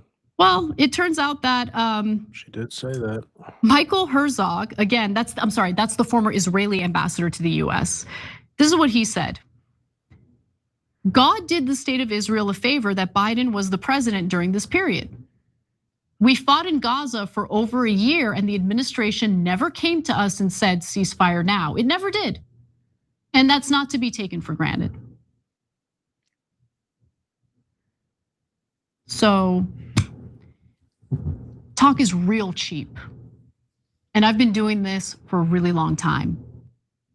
I used to be the optimistic, starry-eyed young person who would hear these like wonderful, like Obama's 2008 speech at the Democratic National Convention. I was in the audience watching it. I remember how I felt, so excited. And then he was a massive disappointment. Yeah. And that just kept happening again and again and again. It's been nearly 20 years. I'm sick of this. You got elected to not just be marginally better than the Republican Party. And for all the Democratic voters who get on my ass about like, oh, but you have to support her because she's a Democrat. No, I don't. I don't have to support anybody. I get to support who I want. And if she were elected to be a typical milquetoast Democrat in a purple district, okay, I get your argument, but that's not why she was elected. She primaried an incumbent who was set to be, the next Speaker of the House. She primaried that guy and won, which gave so many people in this country hope that maybe the Democratic Party is finally gonna transform after the shit they pulled in 2008 against Bernie Sanders. 16. But it's tough to walk into a room full of colleagues who don't like you. I would know. But you wanna know something? Either you have values and you wanna fight for them and really fight for them, not just by giving speeches, but actually strategically have a plan. You wanna fight for what you believe in, then do it. And if you're not, and you get called out on it, calling me an untalented grifter? What are you, like a freaking streamer? Is that like that's what you've lowered yourself to? And if you're talking about cashing checks, please, for the love of God, reconsider whether you're going to start calling out others for earning a living when we, the American people, fund your paycheck. That's right. So if you're wondering, why are you coming with all this heat for someone on the left? Well, why don't you save this heat for the right? The right tells us who they are. They straight up tell us to our faces who they are and what they're gonna do, and then they do it. That's right. AOC, on the other hand, was elected for something different. I have higher standards for people like that. And when they don't meet those standards, and instead attack people who want to hold them accountable, yeah, I'm gonna bring the heat. It's that simple. Left, right, center. If you do the opposite of what you say you're gonna do, or if you don't live up to the expectations that you gave to the very people who got you in that position of power to begin with, don't be upset when you have a few honest people in the media who are willing to call you out. I've been at TYT for almost 20 years, okay? The claims of me being a grifter are so big. I drive a 2017 Honda Civic that on some days doesn't even start. And I have to call in and say I gotta work from home. Damn. We lost a huge portion of our audience when I was willing to deviate a little tiny bit from the far left on a few issues. But I did it anyway because I want to be honest with my audience. I did it at a tremendous cost to me, a tremendous cost to Cenk, and I value him so much for sticking by me and letting me just be me. If I wanted to be a grifter, guys, you have no idea. My commentary on Israel has gotten me fired from one of my side jobs that I loved, but I tell the truth anyway. I risked losing that job because I want to tell you what I actually think. Which one? I promise you. Which one? I will always tell you what I think, and I'll always explain to you why I think it. But for the love of God, please deal with the substance of what I'm saying instead of allowing your brain to atrophy by just going to the, you're just a grifter argument. It's so stupid, it's so weak, and it makes you look pathetic. Those eyes. Anyway, wow, that's been bubbling up inside me for a long time, huh? And if you want to call me a grifter and say like, oh, you're cashing check, okay, then show me the evidence. What checks am I cashing here at TYT, where I've been working for 20 years? You know, the place that got you elected, you know? The place that did dozens of interviews with you in the lead up to that election. Are those the checks I'm cashing that you're so upset about? I'll read some comments. Jesus. And then we'll move on. This video, by the way, will lose a few subscribers. Don't care, don't care. The truth is the truth. And there just aren't enough people who are willing to tell the truth, even though it might come at a cost. And we need that right now. Every time you ring the bell below, an angel gets his wings. Totally not true, but it does keep you updated on our live shows.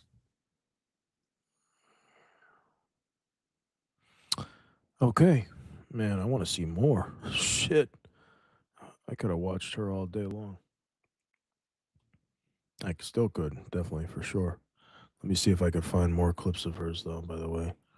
Yeah, because I'm not sure. What time is it? Damn, it's late. I gotta get to bed, but man, I really missed you guys. But I'm back, better than ever. Here I am. Oh man, Joe Kent is all over the place. But let's see if we could, not what he's saying, but he's doing a lot of media rounds. MSDNC. They're drooling over the fact that MAGA's splitting up because it's like, you know, they drooled over Kamala Harris, Obama, and some of the worst candidates ever. And it's just nonstop anti-Trump coverage, which I don't mind, but that's all they got. And they just never learn any lessons. I saw this one clip where they were talking about MS Now or whatever it's called. Yeah, I gotta find it. Shit.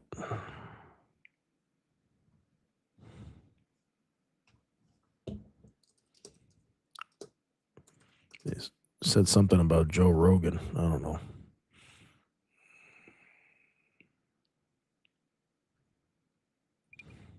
What just seems so insane based on what he ran on. I mean, this is why a lot of people feel betrayed, right? He ran on no more wars and these stupid, senseless wars, and then we have one that we can't even really clearly define why we did it. You know, it's so interesting, Willie. Joe Rogan, the scales falleth from his eyes. You had Andrew Schultz, who was sort of, you know, is he MAGA curious or was he a MAGA supporter? Whatever he was, he's not anymore. Like, he's firing on, you know, all cylinders against Epstein, against Iran. A lot of these guys, you know, that were supposed to be the avatars of the bro culture are going, yeah, no.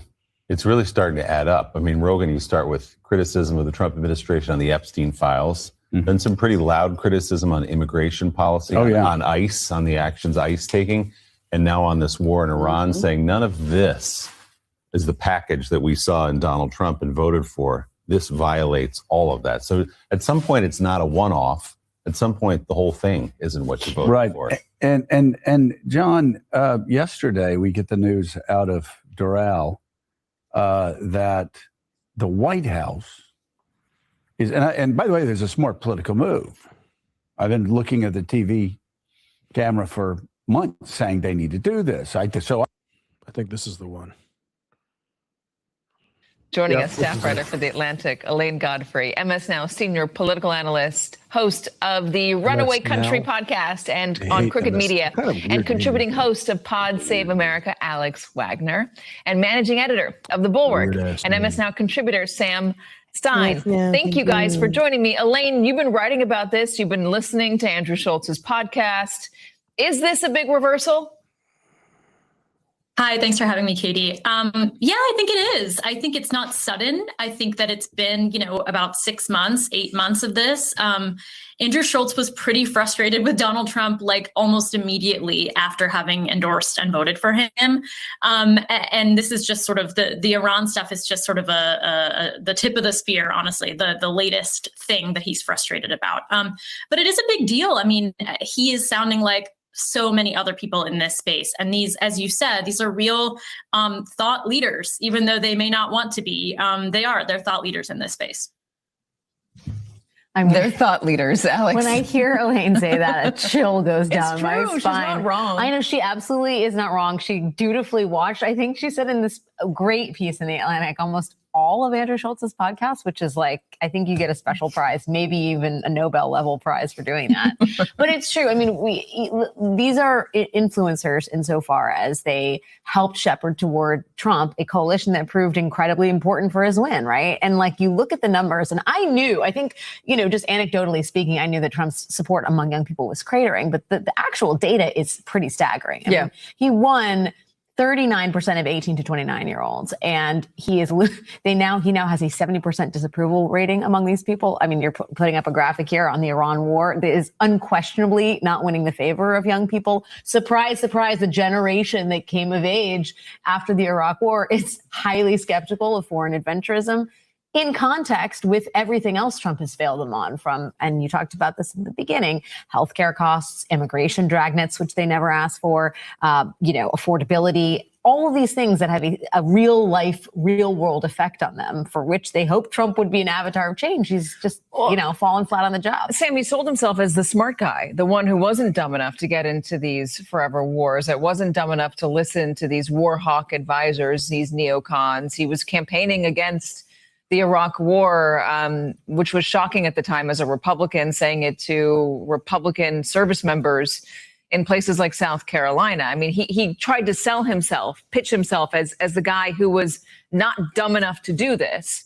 So to hear these podcast hosts call him dumb for being convinced to do this, saying that he was, just so focused on his ego and thinking that he was going to be big and heroic and the great liberator.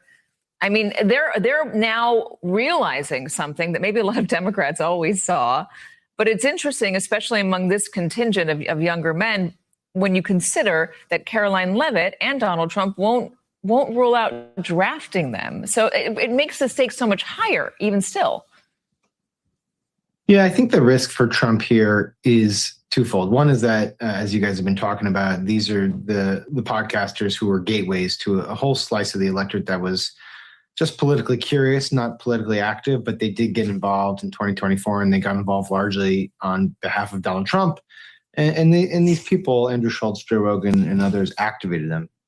But the other risk is that they are now potentially turning Donald Trump into a cultural punchline, right? That he's an idiot, that his supporters are dorks, that he's been fooled into doing all this stuff, and that he's a failure. And, you know, Donald Trump, for better or for worse, has had an incredible ability to shape the perceptions of him and the cultural relevance that he has. And to a degree, he loses that control when these people turn on him, when his own supporters turn on him. And that hasn't really happened in the entirety of his political career. These people are not MAGA. They are just politically curious podcasters who kind of got sucked in and came to support Trump. Now, you ask, is it dangerous? Of course, it's dangerous politically, but is it justified? And I would argue it is justified, because there are a host of promises that Donald Trump made to this sect in particular, but the voters in general, that he's just not followed through on. It's not just the stay out of Middle East wars. It's not just to be completely transparent on the Epstein files. He literally said he would bring down gasoline prices by half, that he would bring down grocery prices by half. We are in a place where prices are higher. And at some point, the spin just stops, and you can't spin these people away. That's the real danger that he's confronting right now. He kept saying that the secret to getting all of the costs down was to bring energy down. And for a while there, gasoline was down, and then he launched a war, and gasoline is right back up, over $8 a gallon on some of the signs posted in places in Los Angeles, which is not what anyone wants to see. In terms of the, you hit on something interesting, Donald Trump not being a part of the cool crowd any longer, and these guys wanting to be a part of the cool crowd. Here's Joe Rogan actually saying what I paraphrased him saying during the lead-in. That phrase sucks. Here's the thing. Like, first of all, America is great. Make America greater, I'm down. But make America great again, and then it becomes a movement of a bunch of dorks, because a lot of them are dorks. A lot of them, these really weird, uninteresting, unintelligent people that have got something they cling to. And there's a lot of people that are just real, genuine patriots. And they're all lumped into this one group, and you got to accept the dorks too. Where were they?